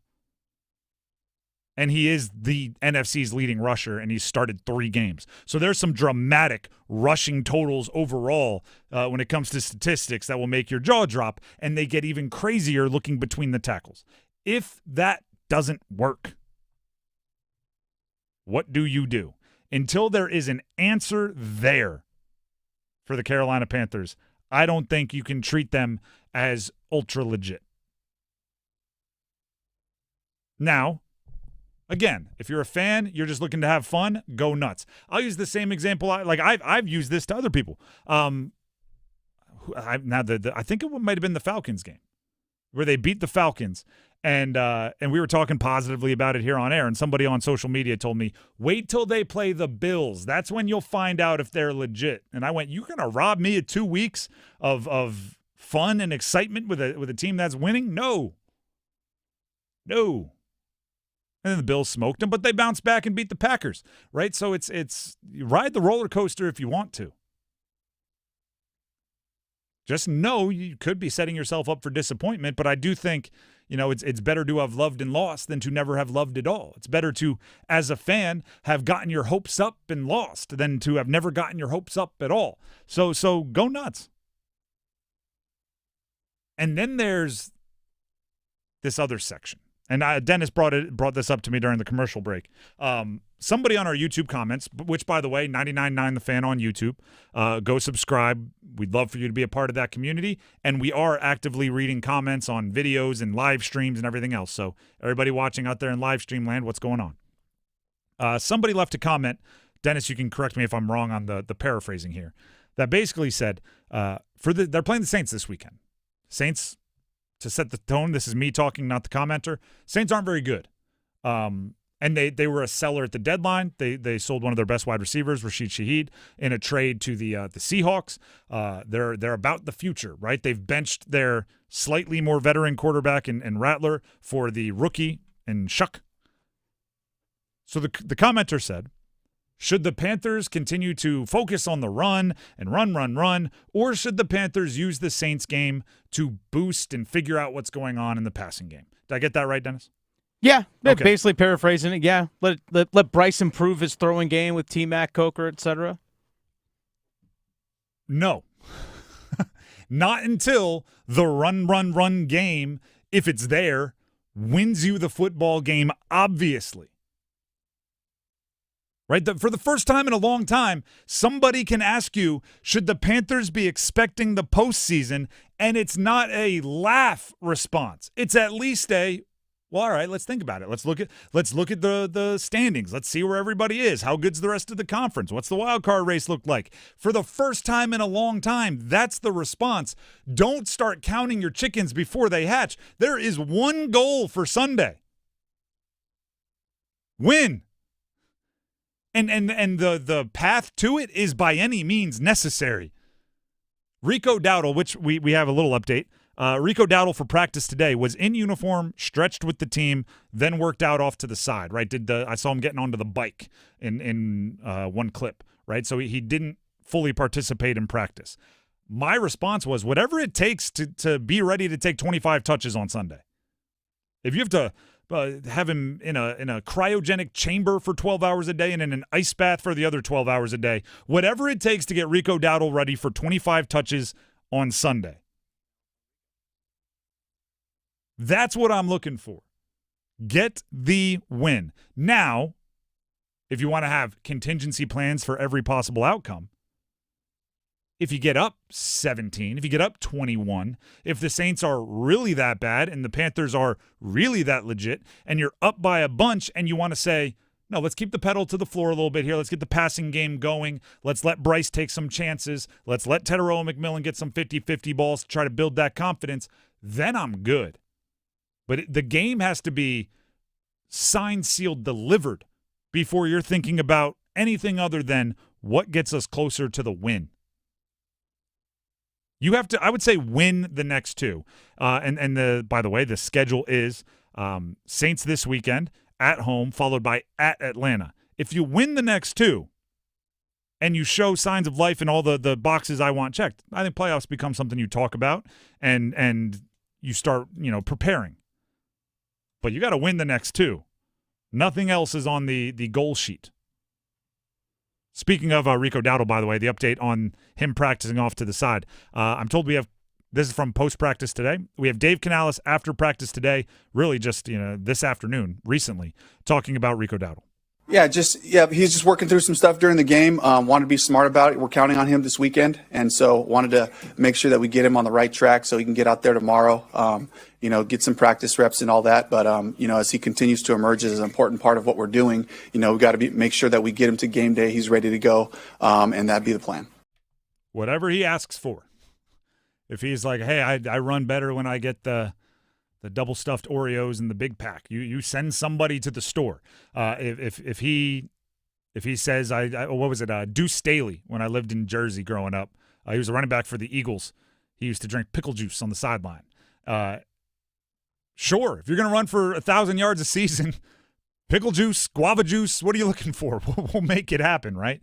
If Rico needed a day off, Rico gets a day off. 25 carries. Actually, I don't want to say carries. 25 touches. Unless the game is signed, sealed, delivered, 25 touches for Rico. Figure out the rest later. Get the win first. The Drive with Tim Donnelly, 99.9 The Fan. If you win the next two, playoff conversation becomes a whole different one. I think then you've proved consistency. Hopefully you have a plan B. Passing game naturally starts playing better. You win the next two, we can talk about it. We will also talk about blind rankings and the Hurricanes after their win over the Rangers in just a few minutes. But first, Dennis Cox has something he'd like to pass along to all of you. I do. Dennis Cox here for my friends over at Raleigh Weight Loss Center. I know a lot of people have been hearing me chat about Raleigh Weight Loss Center for the last 3 months. I'm still down 42 pounds thanks to Raleigh Weight Loss Center and their program. That's in 3 months, or just over 3 months now, Raleigh Weight Loss Center. And the thing I appreciated about their program right from the jump was that they laid out the plan right from the get-go. Here's what you're going to do the first 3 days. Here's what you're going to do the first week. Here's what you're going to do the first 2 weeks, the first month, the first 2 months. And then once we get you down to this certain point, here's the next step. Here's the first week after that. It's all laid out for you. And that's the thing I appreciate, because I know a lot of people, including myself, get frustrated when it comes to weight loss or trying to maintain a healthy weight, that they're not entirely sure what to do. They're not entirely sure what plan to follow. They don't know if what they're doing is the right thing or not. Raleigh Weight Loss Center, they lay the plan out for you. And if you have questions about that plan, give them a call, 919-897-7506, or visit RaleighWeightLossCenter.com. Set up a free 15-minute phone call. Free 15-minute phone call. Again, free 15-minute phone call. You got questions, you're curious about the program, maybe you have health concerns, ask them. All right? That's what the whole point of the 15-minute phone call is for. By the way, no shots or injections, so none of the side effects or anything along those lines. No steroids, no HGH. It's all about resetting your body and resetting your metabolism. That way it can do the natural thing. Give them a call, 919-897-7506, or visit RaleighWeightLossCenter.com. Set up that free 15-minute phone call. Results may vary. The Drive with Tim Donnelly, 99.9 The Fan, will blind rank. It's one of my favorite games, blind rankings. Coming up next, don't go anywhere. The Adam Gold Show. So we're 10 or so games into the hockey season, and I think we're starting to see some things about the Carolina Hurricanes that we can take going forward. First, they got to get healthy. We're not going to be able to make any decisions on anything until that happens. But we're going to start hearing names about trades, and Carolina's going to have to think about, how do we get to the next level of what we want to be? The Adam Gold Show, weekdays starting at noon on 99.9 The Fan. At Navy Federal Credit Union, we've served veterans and their families for over 90 years, and we continue to serve over 2 million veterans because their contributions inspire our service. And this Veterans Day, we want to tell you that when you're a member, you'll have access to exclusive rates, discounts, and financial tools. Plus, we're partnering with Travis Manion Foundation's Veterans Day of Service campaign, connecting veterans and families of the fallen with local volunteer opportunities. Become a member at NavyFederal.org/veterans. Navy Federal Credit Union. Our members are the mission. Navy Federal is insured by NCUA. YouTube TV customers get the sports you love on ESPN back, including college football, college game day, Monday Night Football, NBA, college basketball, and more. Act now. Go to KeepMyNetworks.com to get ESPN back. Football season is here, and you can watch all the games at one of USA Today's 10 best sports bars, Carolina Ale House. With a massive beer selection, wall-to-wall TVs, and our award-winning wings, you'll never miss a play. Add in our lineup of homemade favorites, and you've got the best seat in the house. Bring your friends, bring your appetite, and help us create that nationally recognized game day atmosphere all season long at Carolina Ale House. Wings, beer, sports, repeat. Ale yeah. This holiday season, Target has your back with irresistibly cool gifts for everyone on your list. For the trendsetter, start with affordable beauty kits and gift sets. Need something the whole fam will love? Grab snuggly matching fits in every size and style. And for the thrill seekers, don't forget the hottest toys and tech of the season. Target's got you covered with the best deals for endless fun. Shop in store or online. And step into the holidays with Target. Restrictions apply. When you switch to Progressive, you could save bundling your home and auto. Then you could put that money towards some of the surprisingly more expensive things in life. May I help you? I just wanted to request a late checkout, please. Of course. That's $30 per hour for up to 4 hours. Huh. Okay, but if you can offer a late checkout, then that probably means no one is staying in that room. So if it's empty, maybe I can just stay a few extra hours. Oh, aren't you adorable? Life costs a lot, so bundle and you could save with Progressive. Progressive Casualty Insurance Company, affiliates, and other insurers. Not available in all states. Remember the 5th of November, the gunpowder, treason, and plot. I know of no reason why the gunpowder treason should ever be forgot.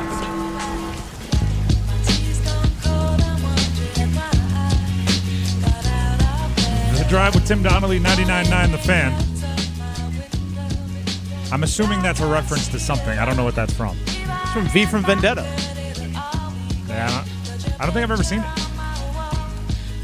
Great comic book, good movie. It said November 5th? Is that what's going on? Okay, I see what's going on. Remember the 5th of November. Interesting. I haven't seen it, so I don't know the reference, but hopefully everybody else out there is like, oh, that's great. If you've seen the movie or read the comic book. The Drive with Tim Donnelly, 99.9 The Fan. That's the one with the swirlies on the cheekbones? No, that's Saw. Is that? I don't know which one's V for Vendetta. Okay. I'm going to have to look it up. You should. Going to annoy me. Either way, it is time now, as I do my best to put that out of my brain and not have it rattle around in the back. Let's go ahead and jump into a blind ranking, which takes my full attention.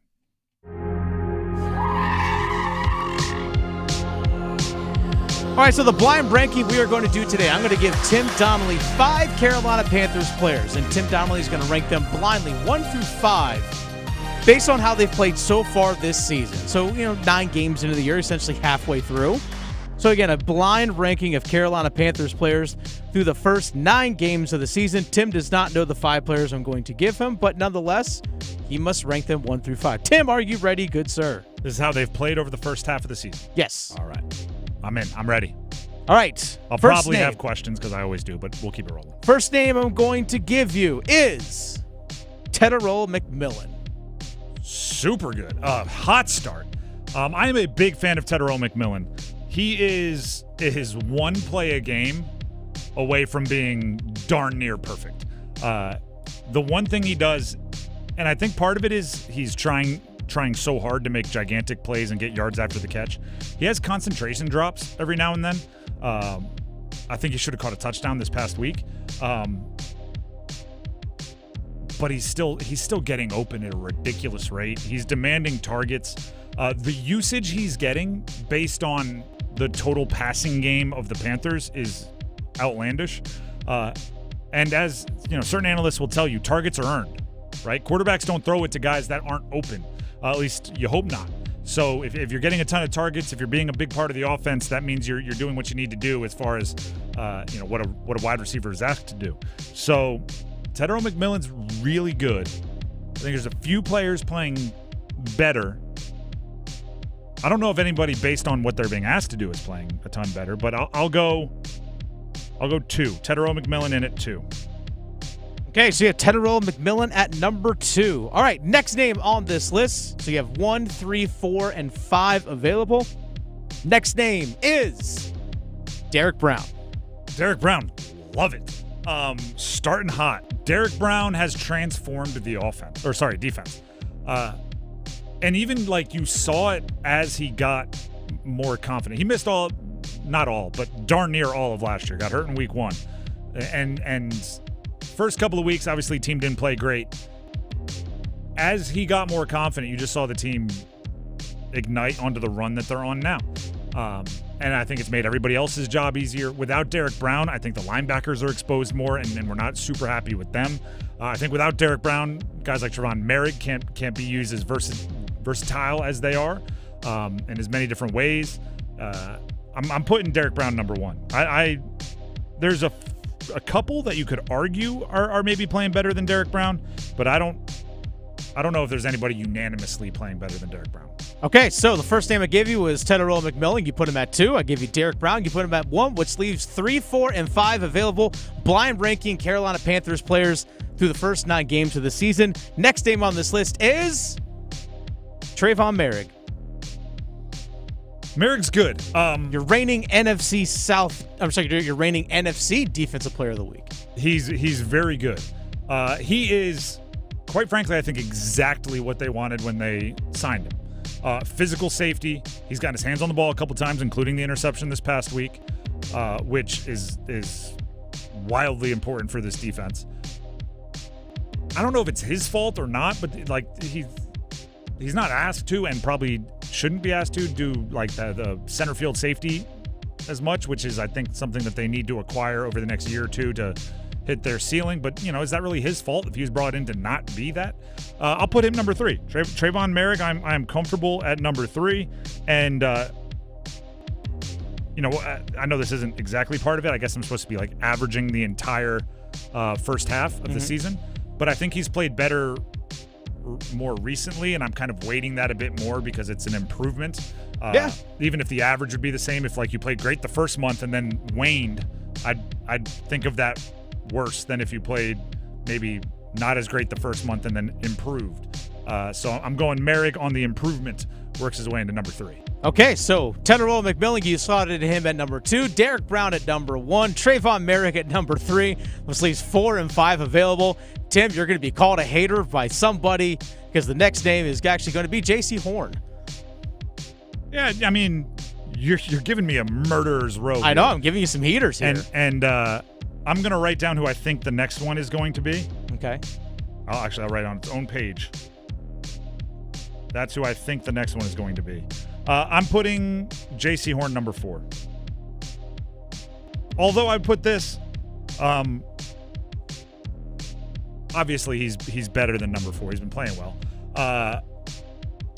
Based on like cost to performance, I think I'm fine with him at 4. He's paid like one of the top 3 defensive backs in the league, and you're getting like 1-for-1 value on that. He's playing like one of the best defensive backs in the league.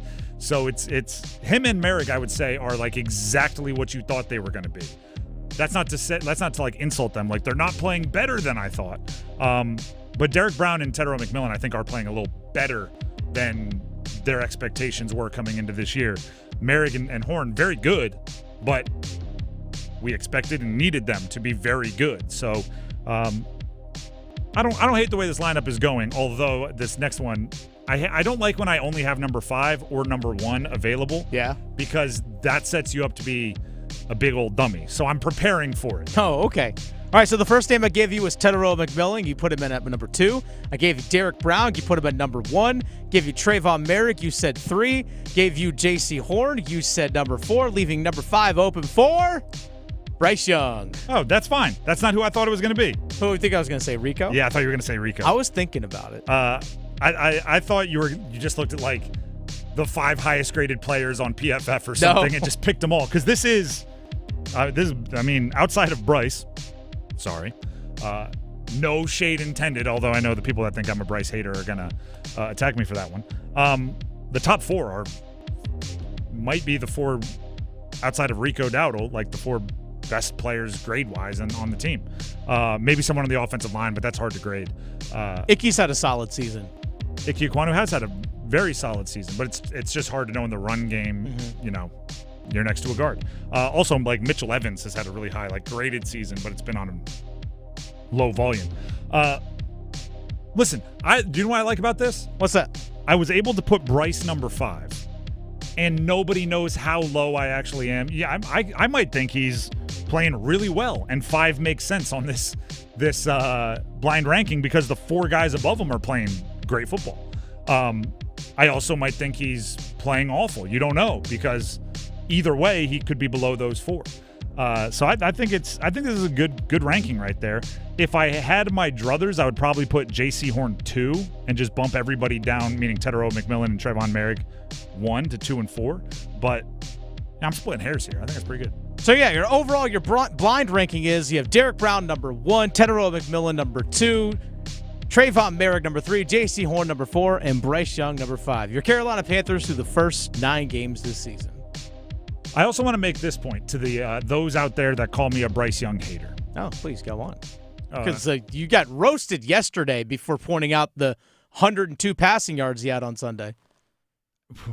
All right, actually, I'm going to hate a little bit more and then point out what I was going to point out, right? Okay. So this is like me. If I'm going to have to apologize, I'm going to get my money's worth. And I'm not actually apologizing, but you'll see.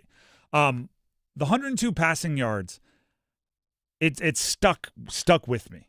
And I wanted to make sure, okay, right? I wanted to make sure I wasn't hating over the top, okay?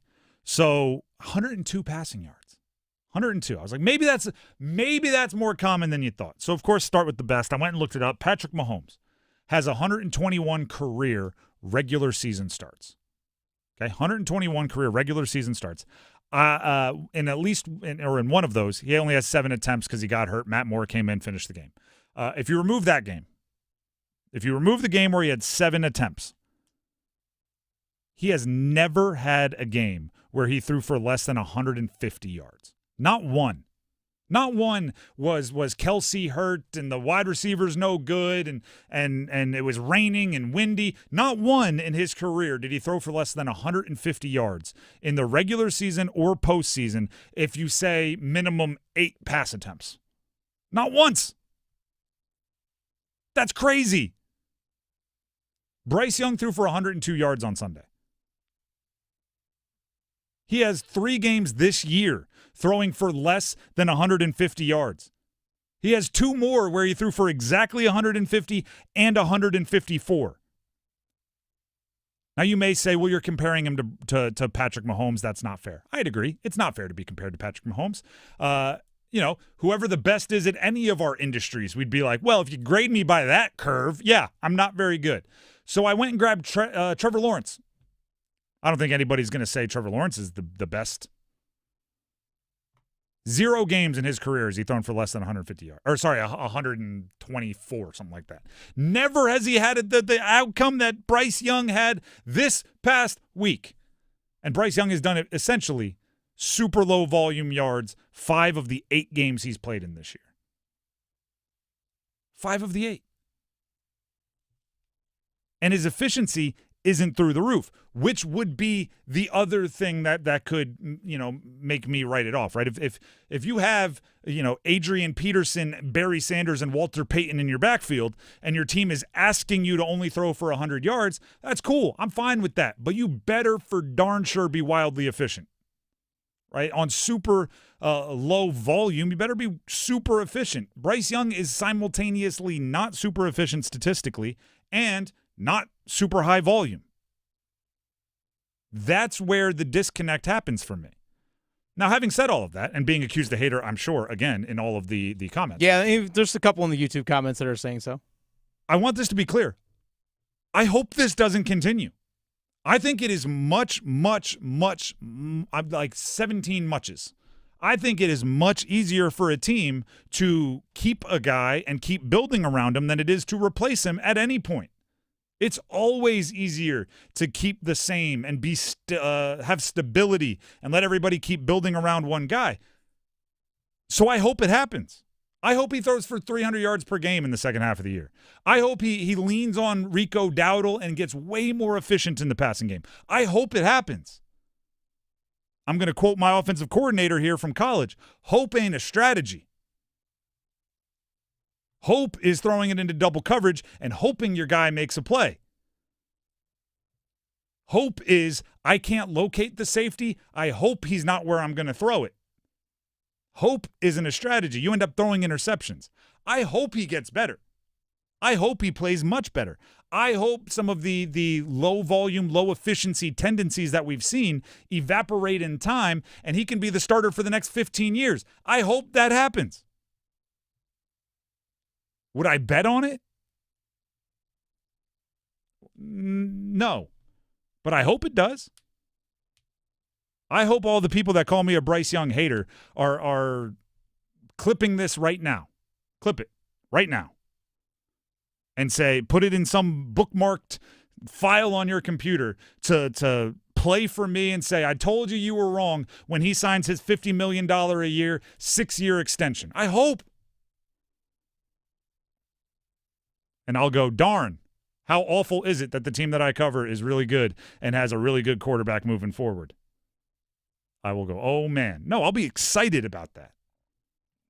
But you got to look at what's been put on tape, what's been put on the production and the stats on the field with the eye test. You got to look at it and judge it for real. If you don't, then you're setting yourself up for disappointment. And I should probably address the other elephant in the room. They're winning games. Right? They've won his last, 4 starts? They're winning games. Ask yourself in your heart of hearts, was it because of him?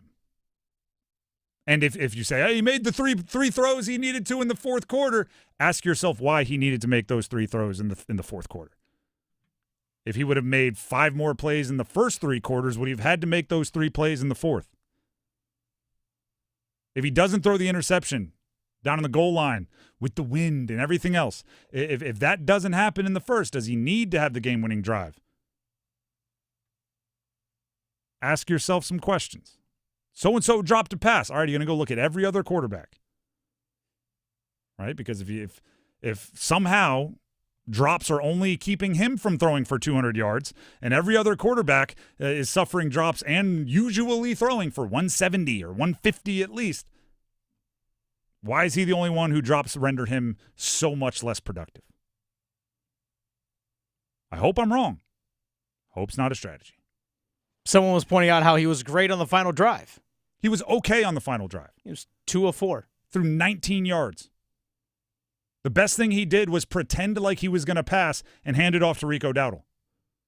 Make the Packers think it was going to be a pass so Dowdle could run for 19 yards and set up the field goal. The best thing he did was make the Packers believe that he was going to pass, which took acting. It took him pointing out fake coverages, fake protections, and all right, we're going to pass, and then he handed it off. Most quarterbacks in a drive where the clock is ticking and you got your timeouts and you need to get into field goal range, you don't have to act like you're going to pass. Everybody assumes you're going to. Packers needed to be convinced that they were going to let him throw in a pretty obvious throwing situation just so they could run the ball. All right, I've done enough of that. I hope I'm wrong. I shouldn't even say I hope I'm wrong. I'm not wrong, right? Everything I just said is true. I hope it changes. I hope he gets better. I hope the production arrives. I hope he's the quarterback for a long time because it's easier to do that than it is to go find one and replace him. So I hope it changes. That's the last thing this franchise needs to be is go searching for another quarterback. I agree, except they've got it set up pretty well for a quarterback. Hey, listen, you throw for 200 yards a game, just think about it.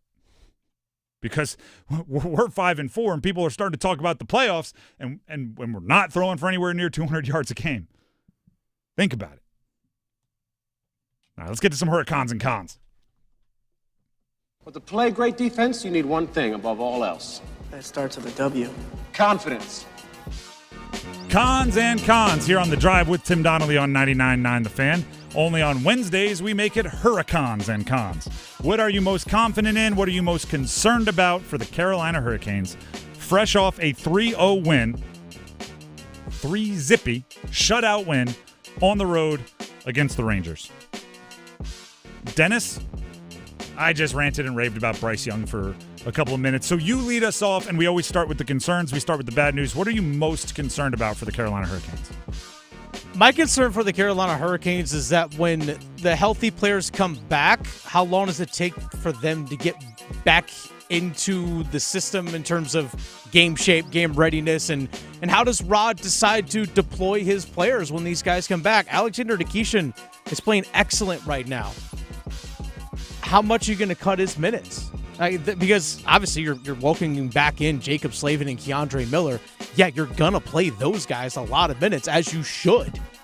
But how much is that going to eat into Alexander Nikishin's minutes? How much is that going to limit his effectiveness, or does it? Maybe he plays better with 18 minutes as opposed to 23 or 24. He's playing great with 24. So again, that's just kind of my concern, is that it's a first world problem. Yep. As you like to say, my private jet's taking too long to refuel. It's one of those. It's a good problem, but it is a little bit of a concern that Rod will have to figure out, but thankfully there is time. Mine is very similar, but I think it's one step earlier. My concern is, how long are some of these injuries going to last? Right? The timeline, right? I think you can be in survival mode for a certain amount of time, but eventually you need Jacob Slavin, right? Like eventually you need your stud blue liners back. Not to mention, I'm sure, because it's hockey, like other guys are going to need a breather, need a break, maybe have a boo-boo or an ouchie, hopefully nothing serious, but maybe you need a week to let something, swelling go down or something. You just don't know. It's one of my least favorite parts about hockey is you don't ever get timelines. You get like, it's going to be a while, or he's not around the corner yet, and you just don't know what any of that means. So I'm concerned with how long some of the injuries are going to take. Even like Keandre Miller. Keandre Miller seems like he's close, right? He even skated this morning. Yeah, I think he's probably going to play tomorrow. I felt like he's going to play in the next game for the last 3. Yeah. Right? It's like, even the guys that are back, it feels like they're not quite back. And then the ones that aren't back, and Rod saying yeah, it's still going to be a little bit of time there. It's going to be a while. What does that mean? It's hard to deal with it every day. All right, let's get to the confidence. By the way, our good friend Micah from Morrisville pointed out on our YouTube chat, concern is the power play. Hey, still concerned, even though they just scored last night. Very it's fair. Still very much is a concern. Very fair. That's very valid. And by the way, we got to limit it to one. It's not like for the exercise we have to limit to one concern. Yeah. That doesn't mean it's our only concern. But you got to pick one. That's kind of the game of it all. Same thing for confidence. It's not the only thing we're confident in, but it's the thing we're most confident in. Dennis, what do you got? My confidence is their lineup versatility. The fact that you could take a guy like Taylor Hall and put him on the top line for a stretch of games if you need to, or play him on the quote-unquote second line, or, as we saw at the beginning of the year, play him on the fourth line and still be effective in some way, shape, or form. That's a good thing to have. Jarvis can play up and down the lineup. Svechnikov can play at different parts of the lineup as well. I think the lineup versatility is a crucial thing for Rob Brind'Amour going forward, because when guys do come back, or if there are other injuries as the season goes along, he can maneuver guys up and down the lineup in different spots, and the team still plays like it did last night. I'm going to use an analogy that comes with something like it's from a area of expertise that I have absolutely no expertise. So if I'm a hint wrong here, sorry ahead of time. I've been trying to think of the way to describe, I think specifically Jarvis and Taylor Hall. I think they can play with anyone. I think they can play up and down the lineup. I think Svech, similarly as you brought him up, but I think he kind of plays Svech in every lineup. I think Jarvis and Hall can do a little bit of kind of anything everywhere. I believe when you're donating blood, that's the O negative. O negative is a universal donor. Yeah, exactly. I think they're kind of the O negative blood types of the lines, right? Okay. Like they've got Aho, he's got line 1 blood, right? He's a line 1 guy. Stahl and Martinook, they got Stahl line, right? They can work on the Stahl line. Certain guys have 1-2, right? Certain guys have 3-4, right? They can move just to where they're compatible. I think Jarvis and Hall, they're O negative. They can go to any line and be universally compatible. And I think that is a huge value, which you bring up. And if that's a little bit wrong, I apologize. My concern is this. My confidence is this. Ready? Goalies? You got 3 of them. They're all playing pretty well. But more specifically, not just goalies overall, because if you look at the league, there's some other dudes out there that you'd probably be more excited about. But I love what Bussy and Pyotr Kochetkov did in their first games, which means they play well kind of cold off the bench, right? The first NHL action, you don't need a tune-up NHL game, even if you got a tune-up AHL game. That's a luxury when you have three guys, right? Because, if Pyotr misses a game or two, Bussy's playing well, you want to be able to ride the hot hand without worried about Pyotr Kochetkov going cold, right? And vice versa. Bussy might not get a start for a while. If you're going to keep him on the roster, which I believe they're going to do, you're going to want to know that if he's called upon, he has the ability to play well, right? If just Freddie needs a day off, whatever it is, I think it's good to know that they have the mental outlook to go from zero to pretty good NHL goalie at the drop of a hat. And it's kind of topical because Pyotr just made his debut and got a shutout. You want some stats? He is now 11 shutouts, fourth most in history of the Hurricanes. Nice. Pretty good for Pyotr Kochetkov. Not bad, actually. 11 shutouts. It just shows he's a little streaky, right? When he's seeing it, he's seeing it. And there were no ridiculous poke checks. I don't remember him being on his stomach out near the faceoff circle, which, hey, we'll take it. The Drive with Tim Donnelly, 99.9 The Fan. Before we move on, Tim Donnelly here for Maynard Service Company. So Maynard Service Company, I had the opportunity to walk around with Brett, their owner, around one of their facilities, one of their warehouses. And first of all, Brett, you can tell, cares about the community, which I think matters in a business like working on heating, cooling, plumbing, electrical, right? There's no workarounds. There's no shortcuts. They want to do quality work because they care about you. They care about the people here in the Triangle.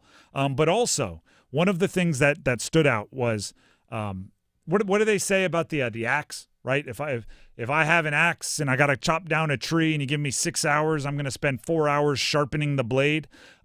Maynard Service Company had kind of that vibe talking with Brett.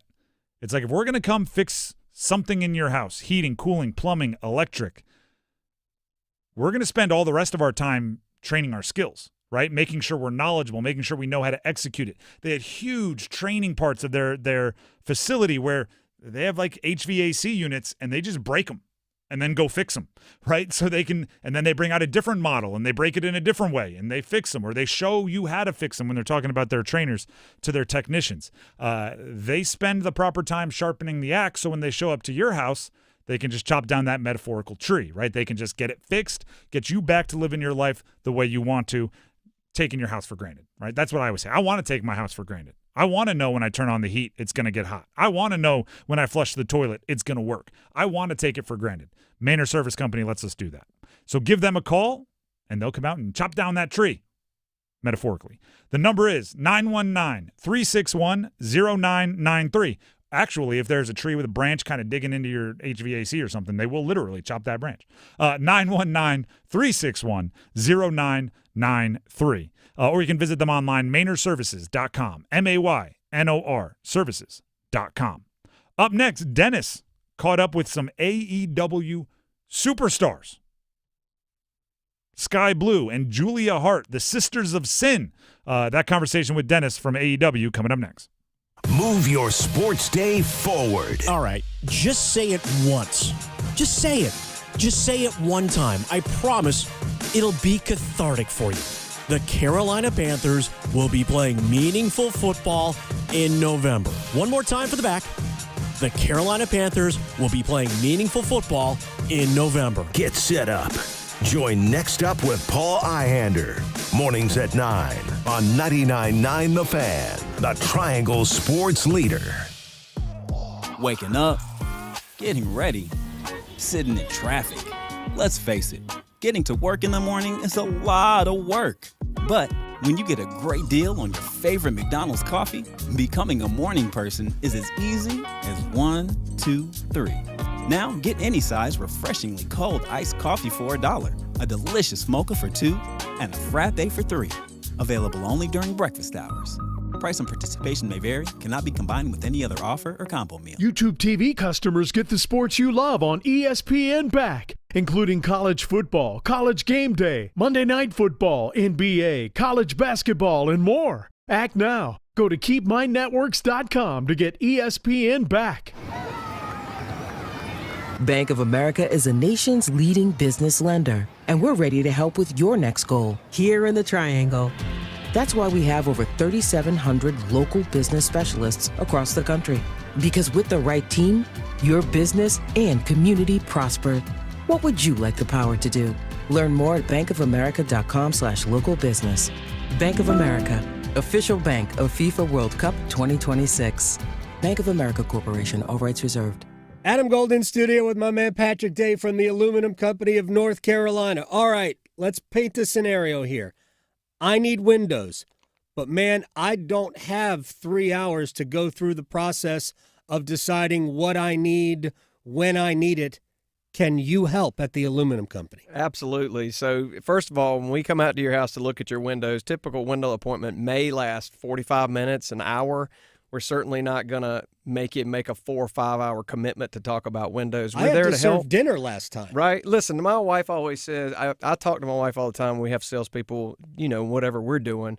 And my wife, I tell her all the time, I can't stand salespeople. And she laughs. She's like, you are a salesperson. I'm like, well, the difference is I'm just having a conversation trying to help people get what they want. I'm not there to pressure you. I'm just there to help you get in and out. And it's a pretty quick appointment. It's pretty efficient. So we're there to help you and make it quick. I can vouch for that.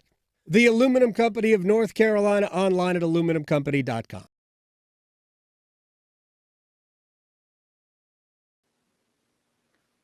All right, we'll get this thing started. Welcome back to another episode of The Drive with Tim Donnelly. Dennis Cox sitting in for Tim Donnelly, being joined by Chris Lee from WRAL TV, as well as Skye Blue, Julia Hart, AEW wrestlers, the Sisters of Sin, getting ready for Blood and Guts, coming to Greensboro Coliseum, out in Greensboro, actually First Horizon Coliseum, my apologies, out in Greensboro, November 12th. Tickets are already on sale. And let's actually go and start with the Blood and Guts match. And Skye, we'll go ahead and start with you to go ahead and get this thing started. How do you prepare for a match like Blood and Guts? 2 rings together, age around, so many people in the ring. How do you get yourself prepared mentally and physically for something like this? I've been dying to do a match like this for so long. So I think I'm just like at the excitement level of I'm just so excited and eager to do whatever. I think it's just a very big street fight, except the fact that there is a cage and you're trapped and there's no getting out. So I think it is a little different in that case, but I am just so eager and so excited and have a million ideas rolling around in my head that I just can't wait to get in the cage. Just to follow up with that, I mean, you guys are also in the AEW Women's Tag Team Tournament right now, and you guys won the first match, so you're on to the semifinals and finding success now as a tag team. And there's been a few different iterations of what you guys have been in AEW. Now you guys are finding success together as that tag team. Where do you see that going? And what would a Sisters of Sin tag team title reign look like inside of AEW inside of an AEW ring? I just can't wait to make it to the finals and win. I think that's what it's gonna look like in the end. When Skye joined me, I was the TBS champion, and now that we're both healthy and on a really good run right now, I think we both deserve to have gold around our waist. Yeah, I feel like we both had our setbacks. Like you got injured, and then right as you were coming back, I got injured. So it was one of those like really beating ourselves up moments because we just wanted this so bad. So now that we finally are back and we get to show that this is our moment and this is our opportunity to make the most of it. Yeah. Again, that's Skye Blue, Julia Hart joining us here on The Drive, being also joined by Chris Lee from WRAL TV. And Skye and Julia, let's get on that train about the tag team titles. And Skye, we'll start with you first. Why do you feel it's important to have AEW have a women's tag division where you all can represent tag team wrestling as well, not just being individual singles wrestlers, but having tag matches actually mean something in the women's division? Yeah, I think our division itself is so diverse. There's so many of us with many different backgrounds. And then a lot of us do, we find a tag partner like Julia and myself, and we just click, and we're just better as a team than individually, or we just enhance each other more. So I think it shows the diversity in our division and gives more and more women opportunities. And Julia, same thing for you. Like as Yeah. someone who's come from the Midwest, where you had like the Minnesota Wrecking Crew, and there's so many other great tag teams that come from your region of the country, where you guys are both from the Midwest. Why is the tag division important to you? Yeah, I think it's more eyes on the women. It's more women on TV, giving women more opportunities. And right now, I think it's a really good time to be a women's wrestler in AEW, with us being able to do blood and guts and having a tag tournament all at the same time is just really great for us. The blood and guts match has been a staple in professional wrestling for years, and many of those matches have taken place in the Greensboro Coliseum, going back to the days of the Four Horsemen and Dusty Rhodes. So we've seen that match, and why, for you all, I'm going to ask both of you all this, but Julie, will have you go here first, if that's all right. Is why does this match taking place in an arena like Greensboro, in this area that has so much history, why is that not only important to you all, but also important to the women's division at AEW? I feel like I keep like repeating myself, but I just think, if you would have told like Dusty Rhodes, back then, like, hey, there's gonna be about 8 to 10 women in 2 rings trying to kill each other, and it's called Blood and Guts, and they're gonna get all of this like TV time, and people are gonna come to want to see it. Like, he might be like, "What are you talking about?" So I just think it's like really crazy just to see where women's wrestling has come since, a really long time, whenever Greensboro first had a wrestling match to now what it looks like is just crazy. And I'm just so happy that me and Skye are a part of it. Yeah, I think it's huge that we're like the first women to do this, and the fact that we get to do it in Greensboro, and with all the history and like even just all the prior blood and guts matches, like sitting there watching those being like, I want to be in that cage so badly. And now we get the opportunity to do it and just go balls to the walls and show everybody that, well, at least how excited I have been for this, and then just like, put me in the cage already. The Drive with Tim Donnelly, Dennis Cox sitting in for Tim, being joined by Chris Lee from WREL TV, and our guests here on the show. Joining us are Skye Blue and Julia Hart from All Elite Wrestling, getting ready for Blood and Guts coming to Greensboro on November 12th. Speaking of just the lifestyle, like you said, Julia, you guys are on the road constantly, and I want thoughts from both of you on this, but you all are on the road constantly, whether it's going to Dynamite on Wednesdays, if you go Collision on Saturdays, maybe you have an independent show mixed in, you have a pay-per-view that's thrown in there as well. You all don't live normal lives that a lot of people that us experience, mostly that are 8 to 5 or somewhere in that regard. How do you maintain being able to stay healthy and stay in shape to get ready for these kinds of matches when you constantly are on the road? I feel like when I was injured and having the whole year off and then jumping back into on the road, it was like a big wake up. It was like, oh crap, I don't remember how to do this. But I feel like once you just kind of get into a rhythm of, you fly out late at night, you get up, you go to the venue, and you come home. And even though like we're not on the road when we're at home, but it's like our lifestyle still revolves around it. Like, we go to the gym, we go eat healthy, you go to the grocery store to meal prep, and I feel like it's always laundry and washing the gear, bedazzling the gear for me and Kyle. And it's just like, it's a lifestyle. It's not just a 9 to 5 where you clock out and you turn your brain off. Like, at least in our house, wrestling is constantly on the TV, and like, I'll sit there and bedazzle gear, and it's a lifestyle where you put everything into it just because we love it so much. And it's hard, and sometimes it sucks, like the flying, or if you have delays or whatever. But then when you think about it in the grand scheme, like, it's all worth it in the end, because then we go get to kick ass on TV and go do cool things, like be the first ever women's blood and guts match. Yeah, and you just have to. I think the gym is part of the job. Eating good is part of the job. Like, that's what we signed up for. And that's one of the big things that I loved about this job, is that I have to stay in shape, because I grew up with a cheerleading background, and we were constantly working out and staying in shape. And I always loved that part. So even when we like have just terrible travel days, I'll still try to go to like a Pilates or a yoga class. And Lee's mom, she was just like, didn't you like not sleep last night? You're gonna go work out again? And I was like, I have to. Like, I have to stay in shape, like, it's just part of our job. And I mean, I love it, so it's no problem for me. But yeah. Let's look at the future with the way that pro wrestling is going right now. Where do you guys want to be individually, though, in 5 years as pro wrestlers?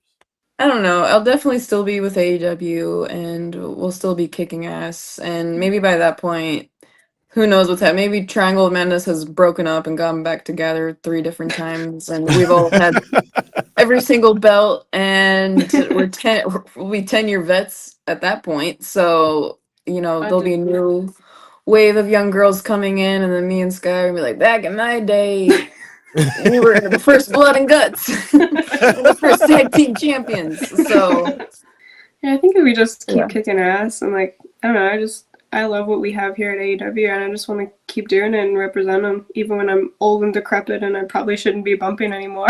All right, my final question for you all again. Julia Hart and Skye Blue, the Sisters of Sin of All Elite Wrestling, joining us here on the drive. My final question for you all, I want both perspective from both you all, and Skye, will get it from you first. How much pressure do you feel? First ever blood and guts match with women. How much pressure are you feeling to deliver? You guys talked about wanting to put women's wrestling in AEW, not only on the map, but also keep it there. How much pressure are you guys feeling with this match? I think it's going to really set in as we're standing behind the curtain to go get in the cage. Mm-hmm. But I've wanted to be in one of these matches since I've walked into AEW. I love the hardcore. I love the blood, the guts, the gore, the whole 9 yards. So I just want to deliver as well, if not better than the men, because this is the first one the women get to do, and I want to make sure that it is great so that we do get to keep doing these in the future, and we do get to keep pushing the boundaries on what they let women's wrestling do and let us do more and just keep delivering and keep showing that we are just as good, if not better than the men. Not everyone's going to feel that pressure. Not everyone gets to be in this match, which is unfortunate, but I'm just really happy the Triangle of Madness and the Sisters of Sin get to be in it. And I'm really happy that Skye's on our side because I would not want to mess with her. And I know me, Skye, and Tekla will all have each other's back, and whatever happens, it will be bloody and it will be gory. So. Oh, that's the Sisters of Sin, Julia Hart, Skye Blue. Thanks so much for your time. We'll be in Greensboro. Looking forward to Blood and Guts again, November 12th, Greensboro. Get your tickets, AEWTix.com. Thank you all so much. Looking forward to see you all in the first ever Women's Blood and Guts on November 12th. All right. Thank you so much. Have a good one. Once again, as you just heard Dennis say there, Skye Blue, Julia Hart from AEW, as well as WRAL's Chris Lee and Dennis.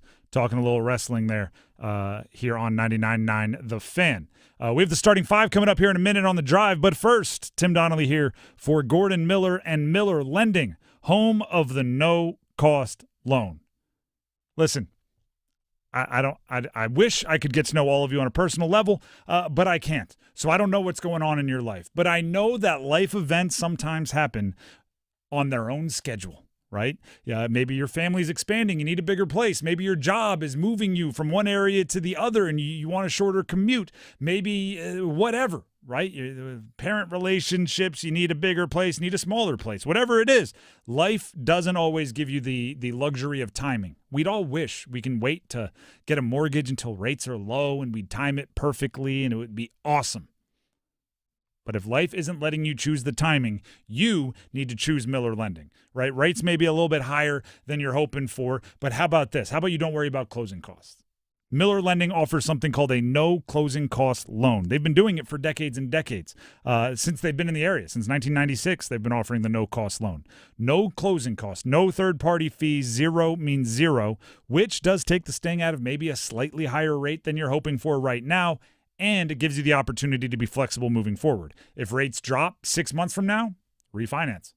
No cost, no fees, no money out of your pocket. Get that lower monthly payment. If they drop again 6 months from then, 2 months from then, 2 years from then, do it again and again and again and again. Never any money out of your pocket. No costs, no fees. That's a no-cost loan from Miller Lending. So whatever you have going on in your life, if you need a mortgage, take this number down. Or if your rate starts with a 7 right now and you want to refinance, take this number down, 919-447-3377. Never go into your pockets for closing costs or fees.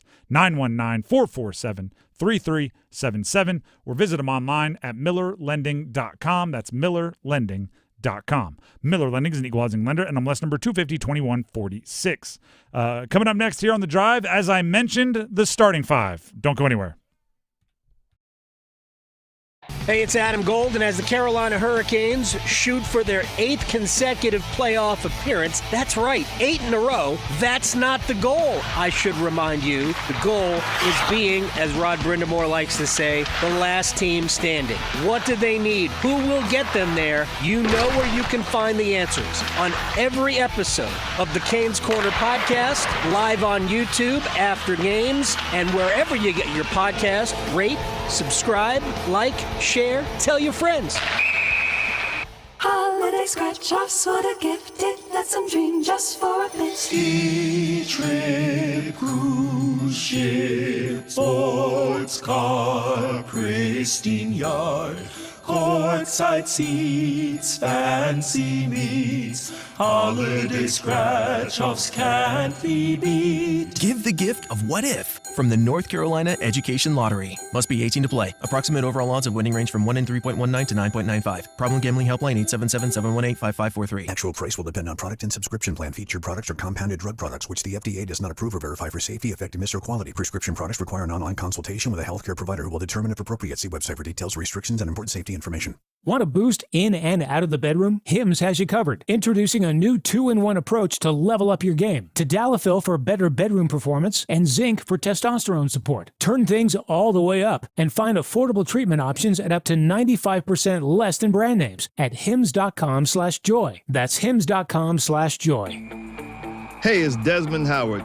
You want to win the weekend? It all starts with the tailgate. And for me, that means Kingsford Charcoal. They've been bringing the flavor, the smoke, and the heat since 1920. No wonder they're still the gold standard of grilling. So fire it up, feed your crew, and let the smoke do the talking. Kingsford, the king of the tailgate. Get it today at the Home Depot. How doers get more done. Wake in a hurry. Fake handoff right and scampering left by himself, untouched into the end zone, the quarterback. Wake Forest football returns to a legacy stadium on Saturday, November 15th to battle it out with Big Four rival North Carolina. Limited tickets remain. Order yours today at godeeks.com/tickets. We'll see you at a legacy stadium on Saturday, November 15th as the Demon Deacons take on the Tar Heels. Go Deeks. Hey, what do you say? John Forsland here for my friends at Buffalo Brothers. I travel coast to coast covering hockey. But when I'm back home, I head to my home away from home, Buffalo Brothers, for the best wings on the planet. You can't beat their specials at all 5 of their Triangle locations. Every pro football game day, you can get Miller Lite Draft for $4.50 and Blue Moon Draft for $5.50. Pet-friendly patio too. BuffBrothers.com. Aw, man, now I want wings. This hour of the Triangle Sports Leader is powered by Ritchie Law Firm, Injury Lawyers. Ritchie Law is on top of it. Go to RitchieLaw.com. That's RitchieLaw.com.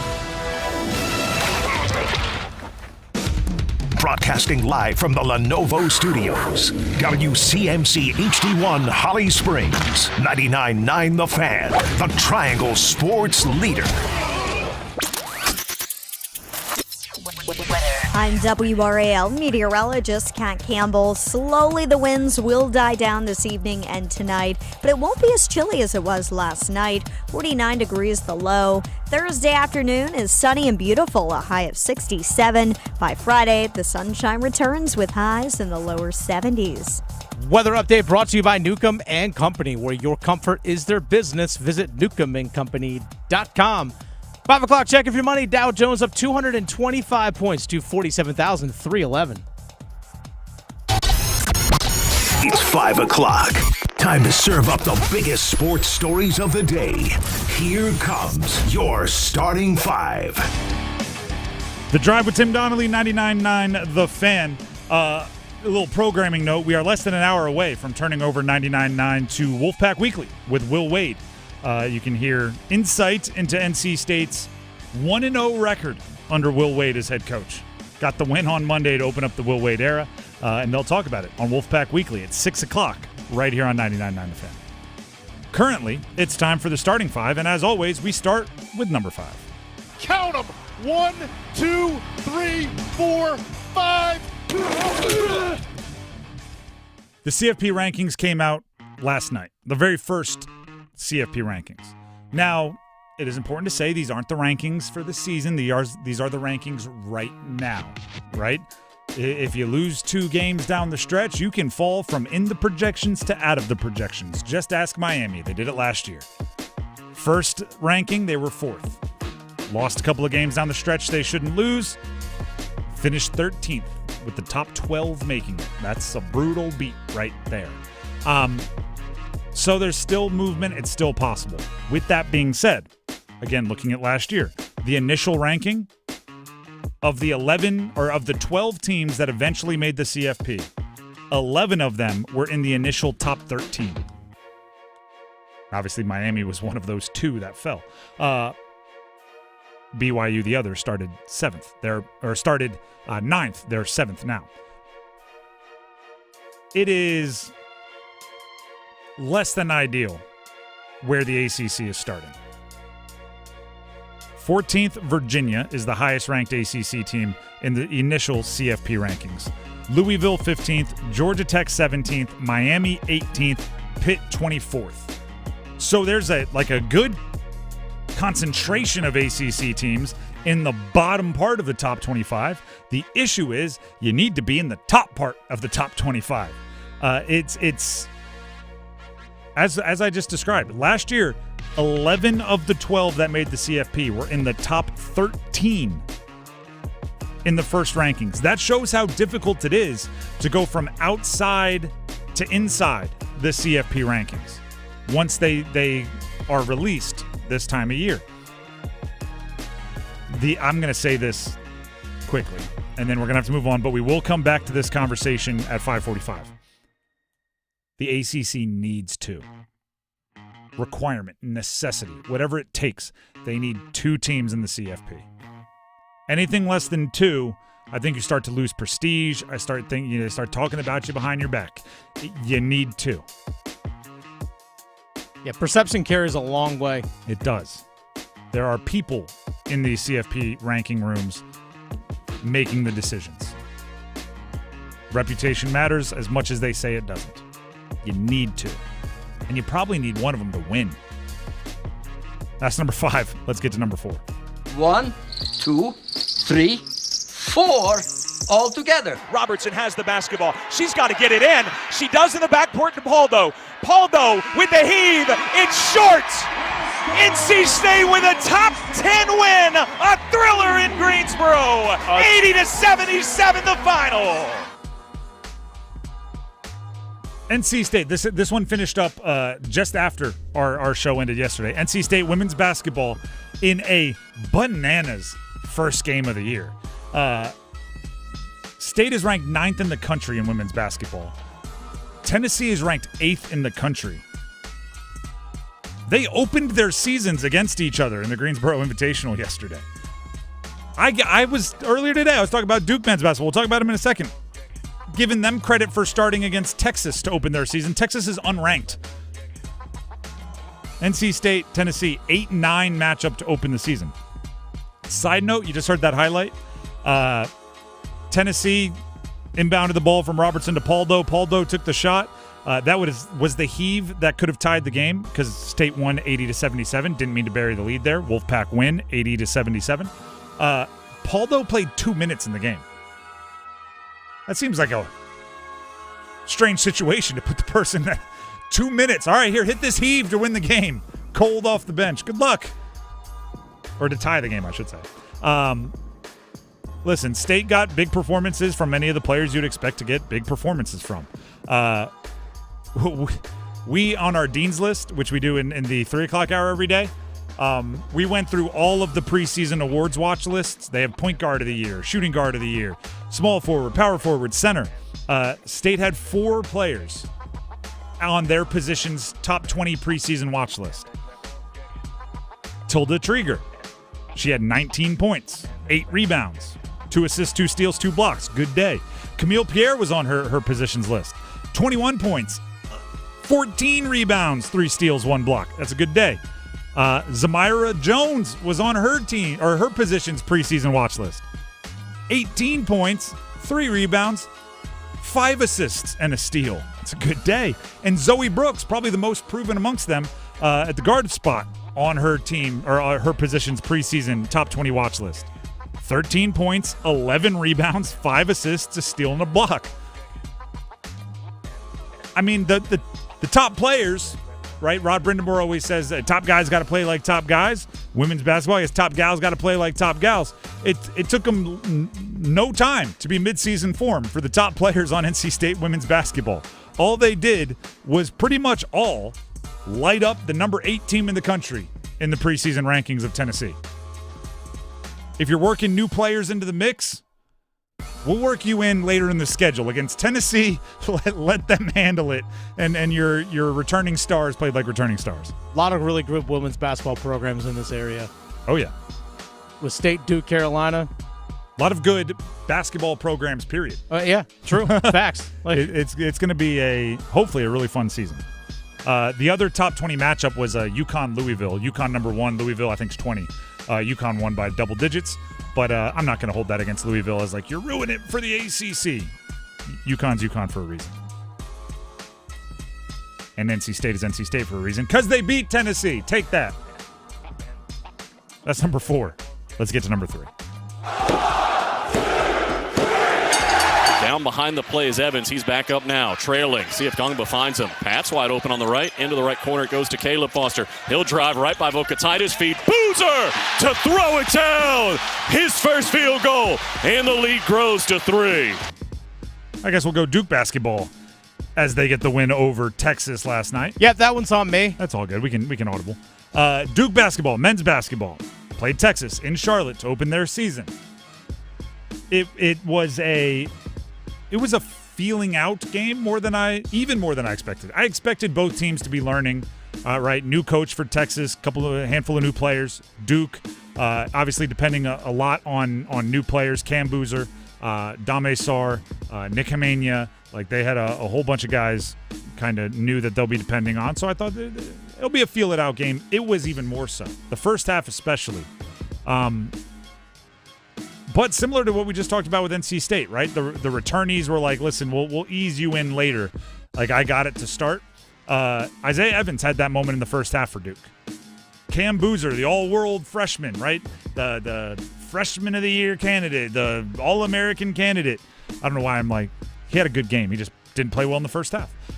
Isaiah Evans was like, all right, well, you're figuring it out. I'm just going to start knocking down threes. Started shooting from every angle. Pin downs, rollouts, flares, just all, boom, cash. Basically went on a solo 15-2 run, which got Duke into the mix. It was a good game at half, 33 Texas, 32 Duke. Duke actually trailed. Duke dominated the second half, won by 15, 75-60. You know what's funny? Good game at half. Your all-world freshman Cam Boozer hasn't scored. Second half, what do you win by 16? How many points did Cam Boozer score in the second half? 15 points. Look at that. Look at that. 75-60 is the win. Obviously, a cool part of that game is a story that we learned after. Cameron Boozer, like I said, didn't play that great in the first half. John Shire, coach, the puppet master, pulled the right strings, said he's playing soft. In the halftime, he said, hey, listen, you're playing soft. Cameron Boozer reacted well, came out in the second half, 15 points. 10 rebounds in the second half? Did he go 15 and 10? Said, all right, think I'm playing soft. Watch this. It's the reaction you want to hear from one of those players. Actually, let's hear Cam Boozer's describing that halftime interaction. Cameron Boozer, after the game, talked about being challenged by his head coach. Obviously, tough first half. I think my teammates did a great job picking me up. Jar challenged me at halftime. He said I played soft first half, which, it was true. Yeah, it was true. So, second half, like you said, had to change my mentality. Teammates did a great job fighting me. I think we're a tougher team in the second half as a unit. I'd like to obviously win. That's trust. That's trust. And do you know what else? It's weird. It's trust and confidence. Right? Cameron Boozer, first game puts up a goose egg in the first half. This is a guy that was putting up like 24 and 23 in exhibition games. This is a guy, I don't think he lost a high school game in like his 12 years of high school. I don't know. He won 4 EYBL Super Duper high school championships, 4 Florida State Super Duper championships. Like, the dude is one of the most accomplished high school aged athletes of all time.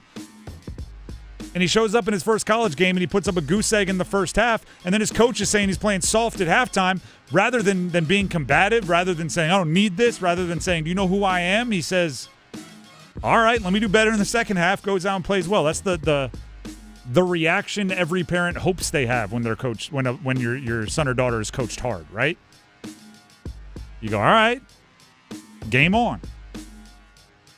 And also, I want to say this, mountains out of molehills. It's an overreaction to one game, right? Don't make too much out of it. Don't make too little out of it.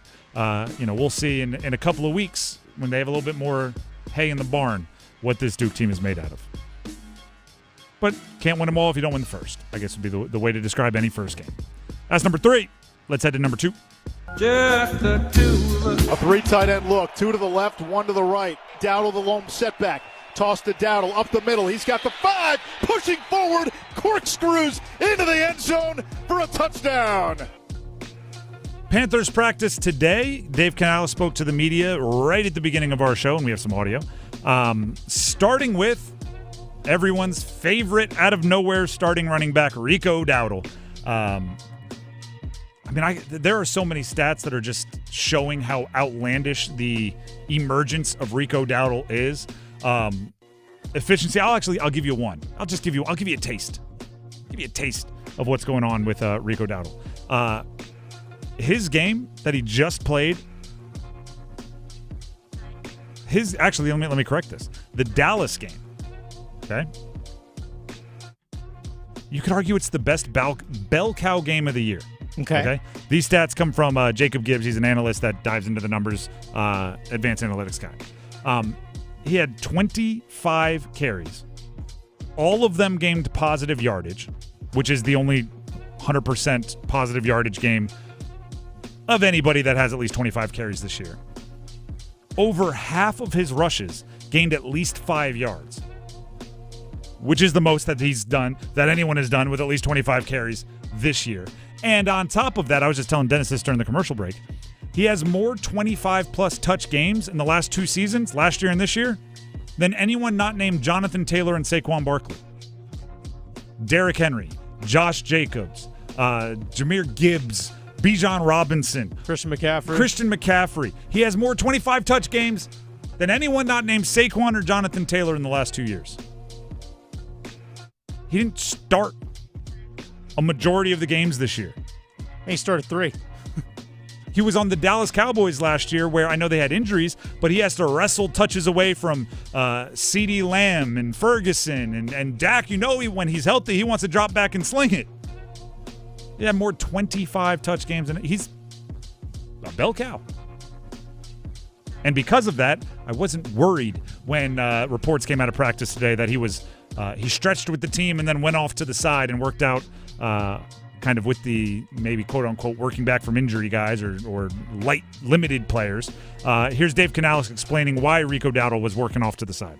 He's just working through some stuff during the game. Wanted to be smart about it. We're counting on him this weekend, and so wanted to make sure that we get him on the right track so he can get out there tomorrow, get some practice reps and all that. But, as he continues to emerge as an important part of what we're doing, we've got to make sure that we get him to game day. He's ready to go, and that'd be the plan. Running backs take a lot of hits. Running backs that get the ball a lot take an absurd amount of hits. Give him Wednesday off. I like that he was out there stretching, right? Get that lactic acid out, get moving around a little bit, and then sit your behind on the training table and wait it out. Get on a bike and chill. Especially because he has been dealing with some lower body stuff. So, it's running back, and I don't say this disrespectfully. I say this actually more like in awe of. There's a lot of instinct there. Right? It's quarterback, wide receiver, the chemistry. You need to be out there. Offensive line, you need to be going through walkthroughs to make sure you're all seeing the defense the same way. A lot of running back is just start on a path towards a particular part of the offensive line and go on autopilot and let your instinct kick in. I don't think running back is a position you're worried about. If he's taking a lot of hits, if you want to get him 25 carries a game, give him Wednesday off. Officially listed as did not practice quad. Sure. Yep. If I were them, I'd have fun with it. I'd put did not practice in a different body part each day.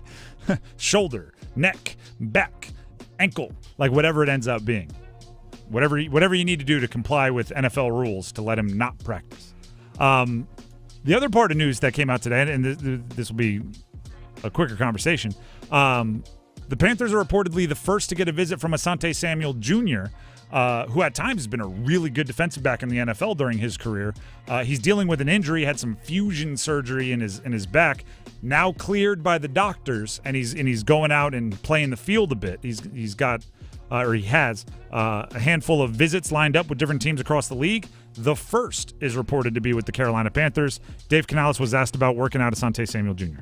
I haven't watched him on the field working out. We brought him in to meet him, talk to him, take him through the whole process, and really nice conversation with him. A fantastic player for the Chargers for a while. Has played in our scheme, all those things, and it's part of our process. When there's guys out there that are coming back from injuries that are ready to go, let's look at all of them. And you never know; it's a long season, so just keeping all of our options open.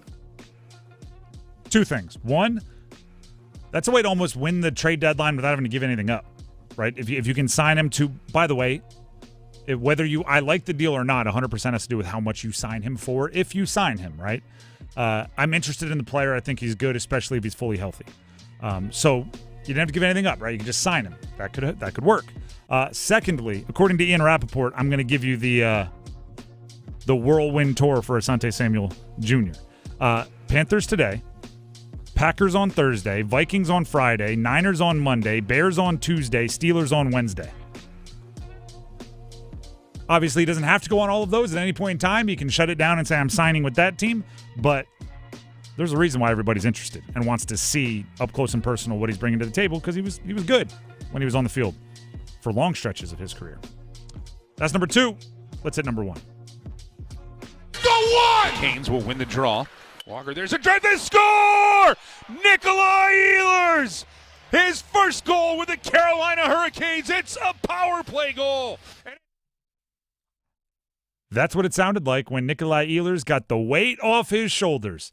First goal as a Cane, much, much longer into the season than I think anybody was hoping for, but better late than never, right? He has a 6-year contract to go score a whole bunch more for the Carolina Hurricanes. And that was just one of 3 goals scored by the Carolina Hurricanes in a 3-0 win on the road over the Rangers. For more insight into how that one happened, here is 2 Minutes of Gold with our very own Adam Gold. Hey, it's Adam Gold, and I've got 2 minutes for 2 firsts and 2 points, thanks to 2 set-piece goals and 1 hell of a debut in 2025. And it's all brought to us by Parkway Sleep Health Centers, parkwaysleep.com. All you needed to know about this: Carolina scored 2 goals right off face-off plays, including one by Nick Ehlers, who is finally on the board in 2025. But last night was 100% about Pyotr Kochetkov. His debut game of the season, for 27 minutes, he had to do everything. Could have a 2-on-1 developing across for Panarin, alone out in front. Kochetkov, a stand-up save with a right pad. Russian on Russian, great save. Now shot right on by Lafreniere. On a little give and go was Zibanejad, and Kochetkov, that is his best save by far. And a chance there by Brzezinski, and then that jumps into the slot, and that's hammered right on by Miller, and another save by Kochetkov. After that, he could have gone to St. Mark's Pizza in the Village and gotten a couple of slices and then gotten back into the net and still wouldn't have faced a shot by the Rangers. They had no shots on goal apart from a puck that just rolled in on net from about center ice in the third period. That was it. They didn't have a scoring chance worth anything in the third period, and in fact only had 5 at 5-on-5 all game. Defensively, Carolina was at their best at Madison Square Garden. And very quickly about Kochetkov, he owns Igor Shesterkin. We have been looking for a Hurricane to own a Ranger forever. 5-2, .934 save percentage in games against Igor. Go Piotr. Parkway Sleep Health Center. Sound sleep, sound health, sound off for the return of the Piotr. Thank you very much to Adam Gold for 2 minutes of gold about the Canes' win last night over the Rangers. Do you know what's a really, really good way to preserve your shutout over the second half of a game when you've held the opposing team scoreless through a period in 10 or 12 minutes? To not face a shot the rest of the game. That's a really good way to preserve the shutout, which is essentially what happened, right? Just the long one that wasn't a real threat for Pyotr Kochetkov. I think it's a really good. Like I'm a big Pyotr Kochetkov fan. I don't know. He reminds me of like what would happen if John Favreau's character from The Replacements was also an NHL goalie. Like that's kind of what I think of when I think of Pyotr Kochetkov, which is just it's fun to think of. It's fun to watch. He plays a different style. He plays it with a different attitude, and it becomes really, really fun when he's also playing really well and posting a shutout. As I've been reminded a bunch of times online today, even since the beginning of the show, part of the story is the Rangers aren't playing well, right? And they're giving sad puppy dog press conferences. They're all of like I hope we win at home at some point. They're Eeyore right now. Like, yeah, they're not playing well. They aren't. But do you know what I would do if I were a team that wasn't playing well? I would go, oh, good. This team is missing Jacob Slavin, Keandre Miller, Gostisbehere, some of their physical size in their forward group. This is one where we could get going, guys. Right? Oh, even win, lose, or draw, we can score some goals. We can get into a rhythm. Come on.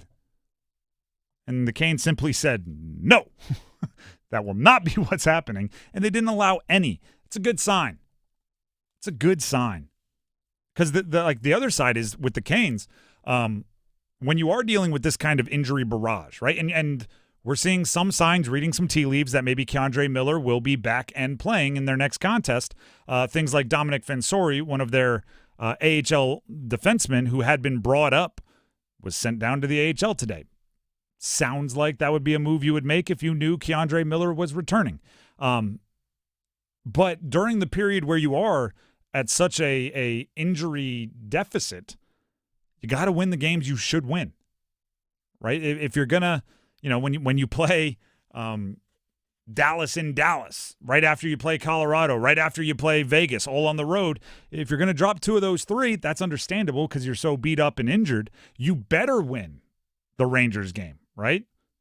You better win the ones you're supposed to. That's how you stay afloat for when those guys get back. You're not in an absolute crater of a hole. You're somewhere that's more manageable. So I give the Canes a lot of credit for last night. 3-0. That's a score that you like a bunch. I said it was going to be low scoring, and I said if the Canes scored 3, they'd win. It was 3-0. I think they did exactly what we hoped they would do. The Drive with Tim Donnelly, 99.9 The Fan. Before we grab numbers game contestants, and we do have tickets to see Dropkick Murphys going to the winner. Before we grab those contestants, Dennis Cox has something for you. Hey, Dennis Cox here for my friends over at Loan Pronto. Folks, think about this. What if you could pull up to $500,000 in cash out of your home and drop your mortgage rate down to 4.99% APR?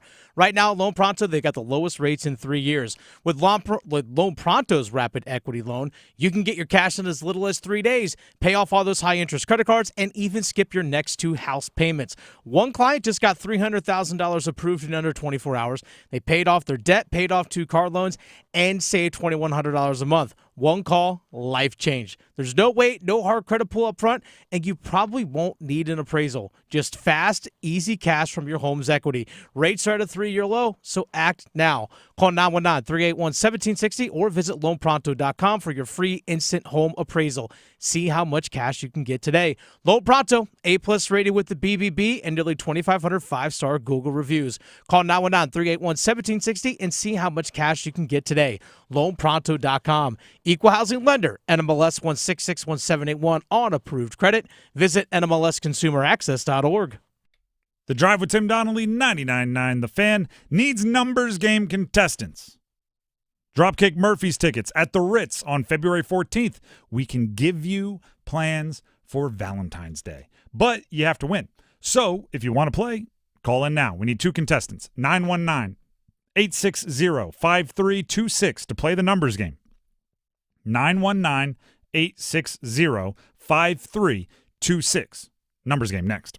Evan, Canty, and Michelle are unsportsmanlike. Man, it started off rough for Dan Campbell. He was able to right the ship. One day, started out 0-10-1. Everybody was going back to the introductory press conference, talking about how awkward it was, being a kneecap biter and all of that stuff. Now everybody loves that stuff. Just give it time to fully bake when it comes to Aaron Glenn. He can't go winless, but I think Aaron Glenn finds a way to keep his job going into 2026. Mornings from 6 to 9 on 99.9 The Fan, the Triangle Sports Leader. It's bow time. Fumble in the food on game day? Rookie move. But you know Bo can make your tailgate a winner, breakfast, lunch, or dinner. Because the Carolina Legend has everything you're craving. We're talking crispy, juicy chicken loaded with real Southern flavor, fluffy, scratch-made buttermilk biscuits, and all the fixins to feed your whole crew faster than you can say touchdown. Be the MVP this season and let Bojangles do the cooking. Order your tailgate today. It's bow time. Planning a tailgate? Then it's bow time. Bojangles has everything you need for the perfect tailgate, no matter how many fans you're trying to feed. There's the original tailgate, the super tailgate, and for a really big crowd, the jumbo tailgate special. And if you like your chicken off the bone, choose the Supreme's tailgate special that includes 12 perfectly seasoned tenderloin fillets. So grab the tickets, get that Bojangles tailgate special, and go. It's bow time. YouTube TV customers get the sports you love on ESPN back, including college football, college game day, Monday Night Football, NBA, college basketball, and more. Act now. Go to keepmynetworks.com to get ESPN back. Hey, folks, it's Dennis Cox from 99.9 The Fan for my friends over at Raleigh Weight Loss Center. I've said it many times before. You've probably heard me say it. My journey with Raleigh Weight Loss Center, it's been a good one so far. In 3 months, or just over 3 months, I've lost 42 pounds. Thanks to Raleigh Weight Loss Center. I'm on my way to 50. That's the goal. I'm trying to hit 50 pounds lost thanks to Raleigh Weight Loss Center. And in my experience of the 3 months with Raleigh Weight Loss Center, I know I can hit it because they have a plan for me to follow. And they have a plan for not only for me to lose the weight, but keep the weight off. It's all about resetting and restarting your metabolism. No shots, no injections, no HGH, no steroids, no side effects. Just your body doing the natural thing. Give them a call, 919-897-7506, or visit RaleighWeightLossCenter.com, 919-897-7506, RaleighWeightLossCenter.com. Set up a free 15-minute phone call to get your questions answered. RaleighWeightLossCenter.com. Results may vary.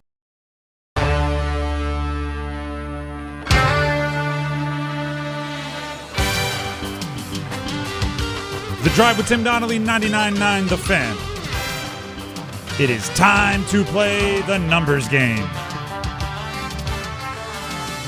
Ryan and Raleigh, Chris and Clayton are our contestants for the day, and they'll be competing for Dropkick Murphy's tickets at the Ritz on Valentine's Day. As always, we'll bring each of them onto the show, ask them the same question. Dennis will be the judge, and he'll pick his favorite answer. That person will get to go first. Dennis, I think you'll like this question. We have Ryan and Raleigh first. Ryan, can you hear me? Yes, sir. All right, Dennis, today's November 5th, which means the movie we played earlier for is? V for Vendetta? V for Vendetta. They talk about November 5th in the movie. Yes. What genre would you say that movie is? Superhero. It's comic book. Comic book. Horror, yeah. Fair. Ryan and Raleigh, what is the greatest comic book movie of all time? I have to go to one of the Spider-Man. I love the Spider-Man series. I need a little bit more specificity here. You got to pick one. And if you describe it, right? Describe who the Spider-Man is or what the first one is, who they're fighting, if you don't know the exact title. Oh, any of the Venoms. Venom's my favorite bad guy. All right. Okay. All right, we're locked in. Spider-Man, any of the Venoms. We go to Chris and Clayton. Chris, are you there? I'm here. All right. In honor of today being November 5th, which is a date of meaning in V for Vendetta, the question is, what is the greatest comic book movie of all time? I think Avengers Endgame, culmination of like 25 movies. Avengers Endgame. All right, that one I do know and I have seen. Dennis, what is the correct answer, or more importantly, what is your choice here? And then you can give us your correct answer. The correct answer is actually The Dark Knight, with a very close second actually being Avengers Endgame. That's why Chris is going to take this one here. And he also gave me a specific movie. Okay, so you're hitting them on. There's that too. Everybody listen up. He's a bit of a stickler, so when you're coming in, answer the question as it's answered, and you'll have a better chance. Chris and Clayton gets to go first. Ryan, we're only joking. You'll have your chance. Just have to stay on hold for a second. Chris, are you ready to pick a category? I am ready. All right, the categories are NFL early November birthdays, NFL Calais Campbell teammates throughout the years, NBA players from Europe, all Europeans, or NHL Hurricanes throughout history. Let's go November birthdays. All right, these are all early November birthdays, to be even more specific. I'll give you the team and the player. Give me the jersey number as quickly as you can. 30 seconds on the clock, one pass if you need it. Do you have any questions before we get started? I'm ready. All right, your time will start when you hear the horn. Jordan Love, Green Bay Packers. 5. Incorrect. Kyle Rudolph, Minnesota Vikings.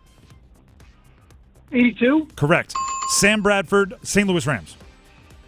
15. Incorrect. Jordan Love, Green Bay Packers. Pass. Vontae Leach, Baltimore Ravens. 26. Incorrect. Sam Bradford, St. Louis Rams. 5. Incorrect. Jordan Love, Green Bay Packers. 9. Incorrect. Vontae Leach, Baltimore Ravens. 22. You were moving in the right direction for old Jordan Love there. 10 is what we were looking for. You got to 9. We needed 10. You got Rudolph with 82. That's a good pull. Sam Bradford, 8 with the Rams. Vontae Leach, 44 is what we were looking for. You did get 1. You avoided the shutout. That's the lead in the clubhouse, so stay on the line, and we'll see if it holds up. That was Chris and Clayton, and that means it is time for Ryan and Raleigh. Ryan, are you there? I'm here. The categories remaining for you to choose from are NFL players that were Calais Campbell's teammates at some time or another, NBA players from Europe, all European players, or NHL Hurricanes throughout history. Let's go Calais Campbell teammates. Okay. All players, as you just said, that were Calais Campbell's teammates at some point or another in the NFL. I'll give you the team and the player. Give me the jersey number as quickly as you can. 30 seconds on the clock, one pass if you need it. Any questions before we get started? No. All right. Your time will start when you hear the horn. Tyreek Hill, Miami Dolphins. 15. Incorrect. Marquise Brown, Baltimore Ravens. 18. Incorrect. Tyreek Hill, Miami Dolphins. 17. Incorrect. Marquise Brown, Baltimore Ravens. 11. Incorrect. Tyreek Hill, Miami Dolphins. 18. Incorrect. Marquise Brown, Baltimore Ravens. 80. Incorrect. Tyreek Hill, Miami Dolphins. 85. Incorrect. I don't know. You said a lot of teens for those guesses, and you never stumbled onto 15 for Marquise Brown, which is what we needed there. 5 or 15 would have worked for Marquise Hollywood Brown is a nickname. Tyreek Hill wears 10 with the Dolphins, so you were right in the double-digit low numbers, but you never got to 10. So that is a offer. Unfortunately, not enough for the win, but hopefully you had some fun. Yes, sir. Thank you. All right. Go ahead and try again another time. That means Chris and Clayton is the winner. Chris, congratulations. Thank you. You win Dropkick Murphys tickets on Valentine's Day at the Ritz, so enjoy that. Stay on the line and give Dennis the info he needs to make sure you get your prize. Much appreciated. Much appreciated. To you as well. That was a good one. I liked it. I mean, not the highest numbers in the world, but they kept firing. I also respect a good frustrated sound. Right? It's when you're getting it wrong a bunch and I hear like ugh, it just means you care. It just means you care. That's like this is one of those, dad moments. I don't know if any of you will care about this, but my college roommate played college basketball at the University of Delaware, and my son was probably 2 years old shooting on a Little Tykes hoop, and I took a video and sent it to him of him shooting, and his response, right, I was expecting like, hey, give me some form tips, right, jokingly. His response just was, he gets mad enough when he misses, he'll be fine. Because every time my son missed a jumper, he'd be he was like, yeah, he'll be a good athlete. I don't know if he will or not, but it was a funny response. So now every time I'm doing the numbers game and somebody's like 18, I go incorrect. And they go, Urgh! I think of that same thing. I'm like, all right, you're competitive enough. You'll be a good numbers game contestant. Might not be your category, but you'll be fine. As we just heard with the caller there, Ryan in Raleigh. He was not happy to be getting them wrong, and I respect the competitiveness. The Drive with Tim Donnelly, 99.9 The Fan. Please, everybody, download our app, 99.9 The Fan. Google Play Store, Apple App Store. Depending on what kind of phone you have. iPhone, go App Store, obviously. Android, you can go Google Play Store. Search 99.9 The Fan. You may have to scroll a little bit, but it's there. Trust me, 99.9 The Fan. Has our live streams, has podcast archives, clips of this show archived. It has articles, blogs that you can read, contests that you can win. We've given away a whole bunch of cool stuff, app-only giveaways. So you have to be downloading the app and registering, filling out the name part of it, name, birthday, all that kind of stuff. But it's a really fun place. It's a really fun app. We put a lot of work into the content that goes into it, so I would greatly appreciate it, and I think you would as well if you download the 99.9 The Fan app. The CFP rankings came out last night, and there is some implications, right? Some impact on the ACC that we're going to have to deal with, and we'll start dealing with it next, right here on The Drive. Don't go anywhere. Adam. I'm Adam Gold, and I'm there. Tim. I'm Tim Donnelly, and I'm there. Dennis. I'm Dennis Cox, and I'm there. Victoria. I'm Victoria Bodenecker, and I'm there. Paul. I'm Paul Eihander, and I'm there too. You'll find them all here on the brand new 99.9 The Fan app. To work, to school, the beach, the mountains, the arena, take The Fan with you wherever you go. Available for Apple iPhone and Android phones. Download the 99.9 The Fan app today. Powered by Aspire Money Management. This is the story of the one. As a maintenance supervisor at a manufacturing facility, he knows keeping the line up and running is a top priority. That's why he chooses Grainger. Because when a drive belt gets damaged, Grainger makes it easy to find the exact specs for the replacement product he needs. And next day delivery helps ensure he'll have everything in place and running like clockwork. Call 1-800-GRAINGER, click Grainger.com, or just stop by. Grainger, for the ones who get it done. If you love to travel, Capital One has a rewards credit card that's perfect for you. With the Capital One Venture X card, you earn unlimited double miles on everything you buy. Plus, you get premium benefits at a collection of luxury hotels when you book on Capital One Travel. And with Venture X, you get access to over 1,000 airport lounges worldwide. Open up a world of travel possibilities with the Capital One Venture X card. What's in your wallet? Terms apply. Lounge access is subject to change. See CapitalOne.com for details. It's football season, and let's be honest. Your living room doesn't have award-winning wings, a massive beer selection, and over 50 TVs. Carolina Ale House does. We were recently voted one of USA Today's 10 best sports bars, and we need you to help us celebrate. Come get in on this legendary game day experience. Bring your crew, bring your appetite, and get loud with us. Don't fumble your game day plans. Come watch the games at Carolina Ale House. Ale yeah.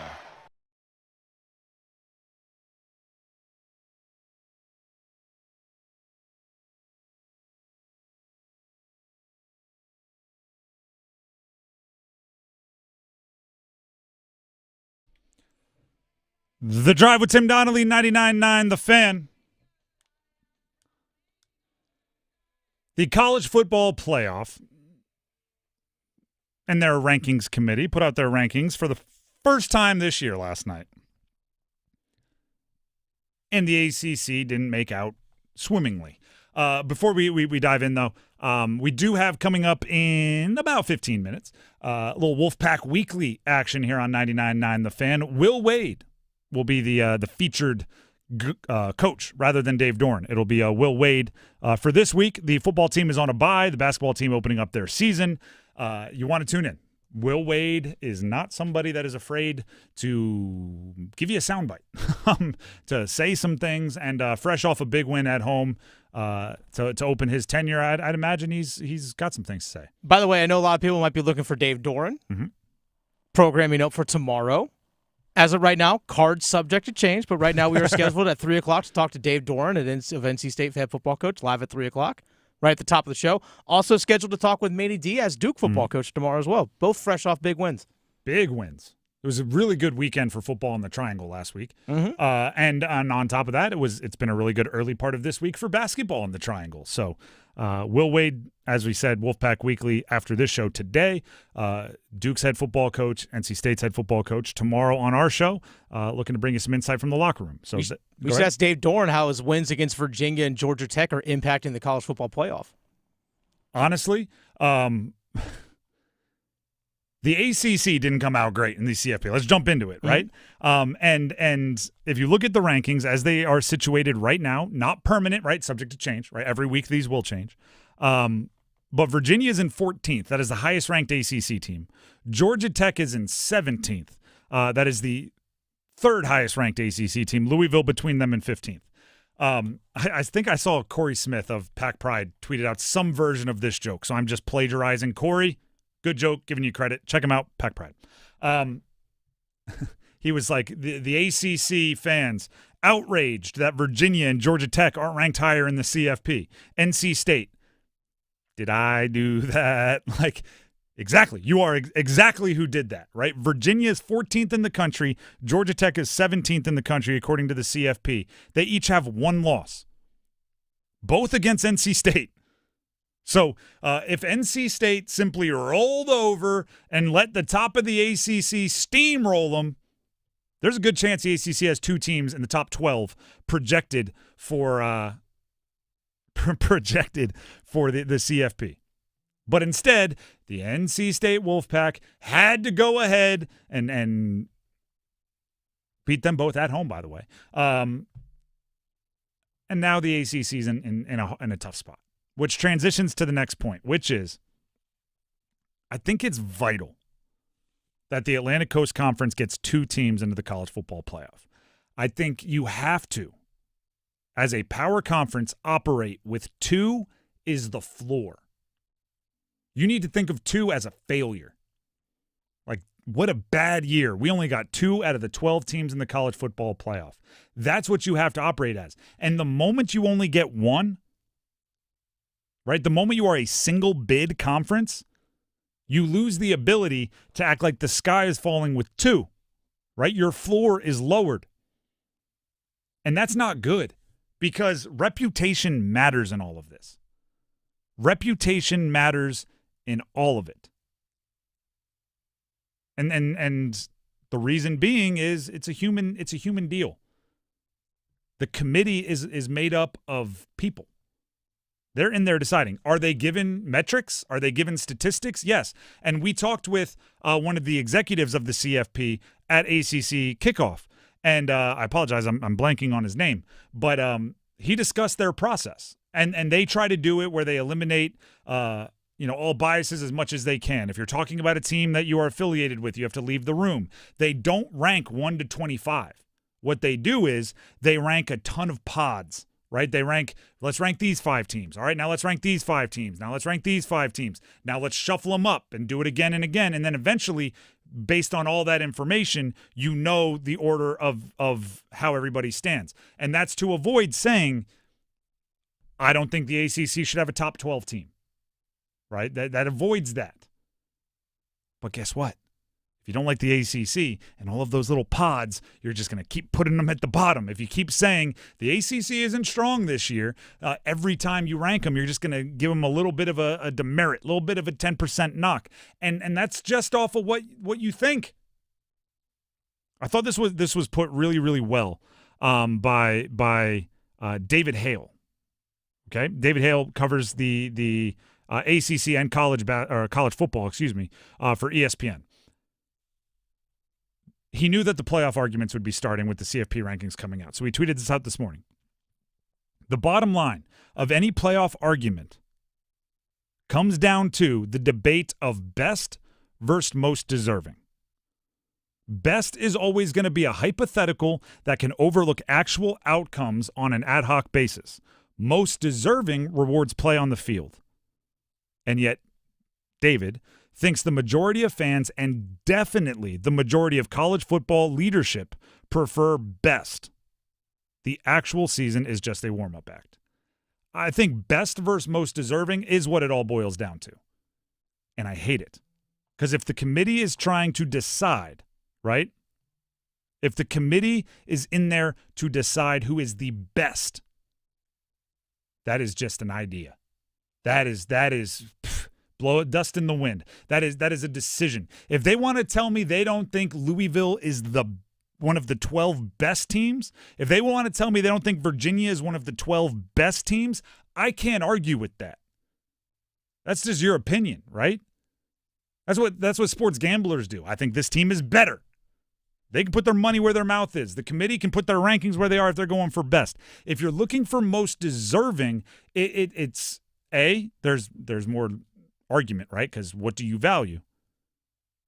But B, then it comes down to what you put on the field.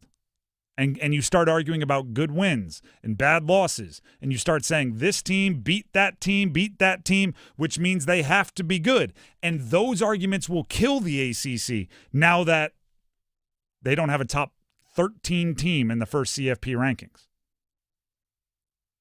Because, like, Virginia is going to play a bunch of ACC teams from this point forward. So when you get to who's the most deserving, you're going to have beaten good teams, and we've just been told that there aren't many in the ACC. You can't get the big top 10 win that'll vault you up the standings in the ACC right now. So instead, we have to root for more specific things, right? We need Miami to win out. We need Virginia to win out. We need Georgia Tech to win out. We need or Duke to beat Virginia and keep building this kind of groundswell and then win the ACC championship. And whoever they play in the ACC championship has to have won the remainders of their game so they can suffer a loss to Duke and fall from 7th to 12th and stay in there. Like, we are trying to thread such a small needle, or a needle through such a small hole for the ACC to get to where they need to be. And that's frustrating. That's frustrating. Because I think the ACC is better than not having any top 13 teams. But they won't have the opportunity to prove it because they don't have any top 13 teams. Right? That's the hard part. They need some help. They need some help. Need a lot of help. And it's Oklahoma to lose. Texas to lose. And they need to lose to the right teams. Yeah. Because if they lose to a team that's third, it's not going to hurt them as much as if an ACC team lost to anyone that's in the ACC. So you have to lose to one of the bad SEC or Big Ten teams to tumble below an ACC team. Yeah, Texas has Georgia, Arkansas, Texas A&M on their schedule. 2 top 5 teams. And then Arkansas. Better lose to Arkansas. Yeah. Better lose to Arkansas. And if you win either of those, it cancels out any loss to Arkansas, and then it's an issue. There is a perception problem when it comes to the ACC. So guess what you really need? Whether you get 1 team or 2 teams, whether you get 3 teams or 4 teams, you need someone to play 3 weeks in. You need someone to win their opener, beat a team that had a bye, go be the story of the CFP. That's the next step. And then you become the trophy fish in the ACC for next year that other teams can beat to say, hey, look how good we are. There's only, like, it's hard. I'm going to look at it like this. The ACC is now, I should ask the high school OT guys this. How do they do the classes in North Carolina high school football? It's basically generally off of population. Is it population? Is it 1, 2, 3, 4, 5? Is it double A?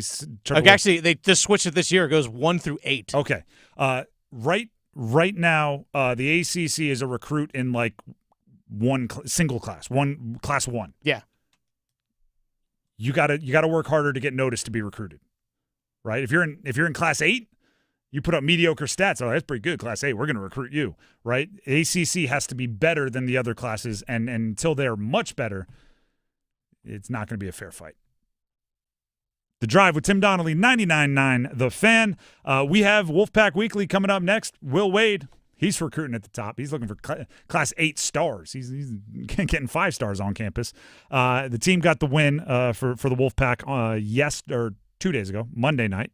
And he's going to talk about it today on Wolfpack Weekly. If you're looking for Dave Doran, he's not on Wolfpack Weekly today, but he's expected to be. We hope to get him, and we plan on getting him on the show tomorrow, our show. So you can tune in here to hear from Dave Dorn. Right at 3 o'clock. Right at 3 o'clock. Don't be late. Can I do that?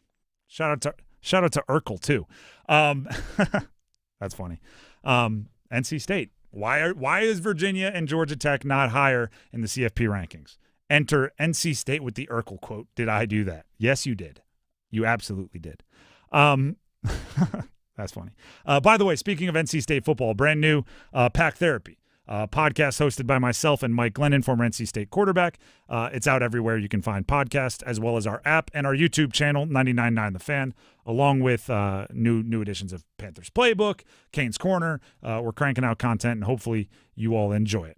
That's about going to do it for us here on The Drive with Tim Donnelly. We'll be back tomorrow, so hopefully you will be as well. Enjoy Wolfpack Weekly. Subscribe to YouTube. Download the app. And we'll see you tomorrow. Have a great night, everybody.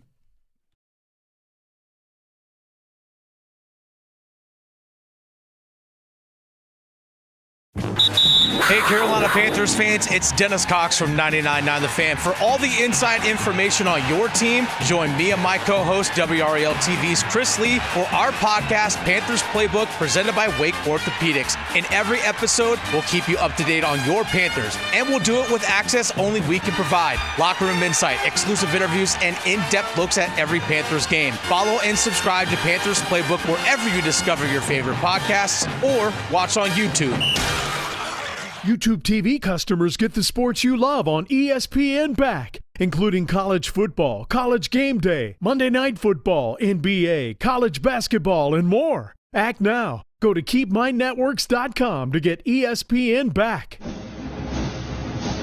On the Wolfpack Sports Network from Learfield, this is Wolfpack Sports Today, your daily look inside NC State athletics.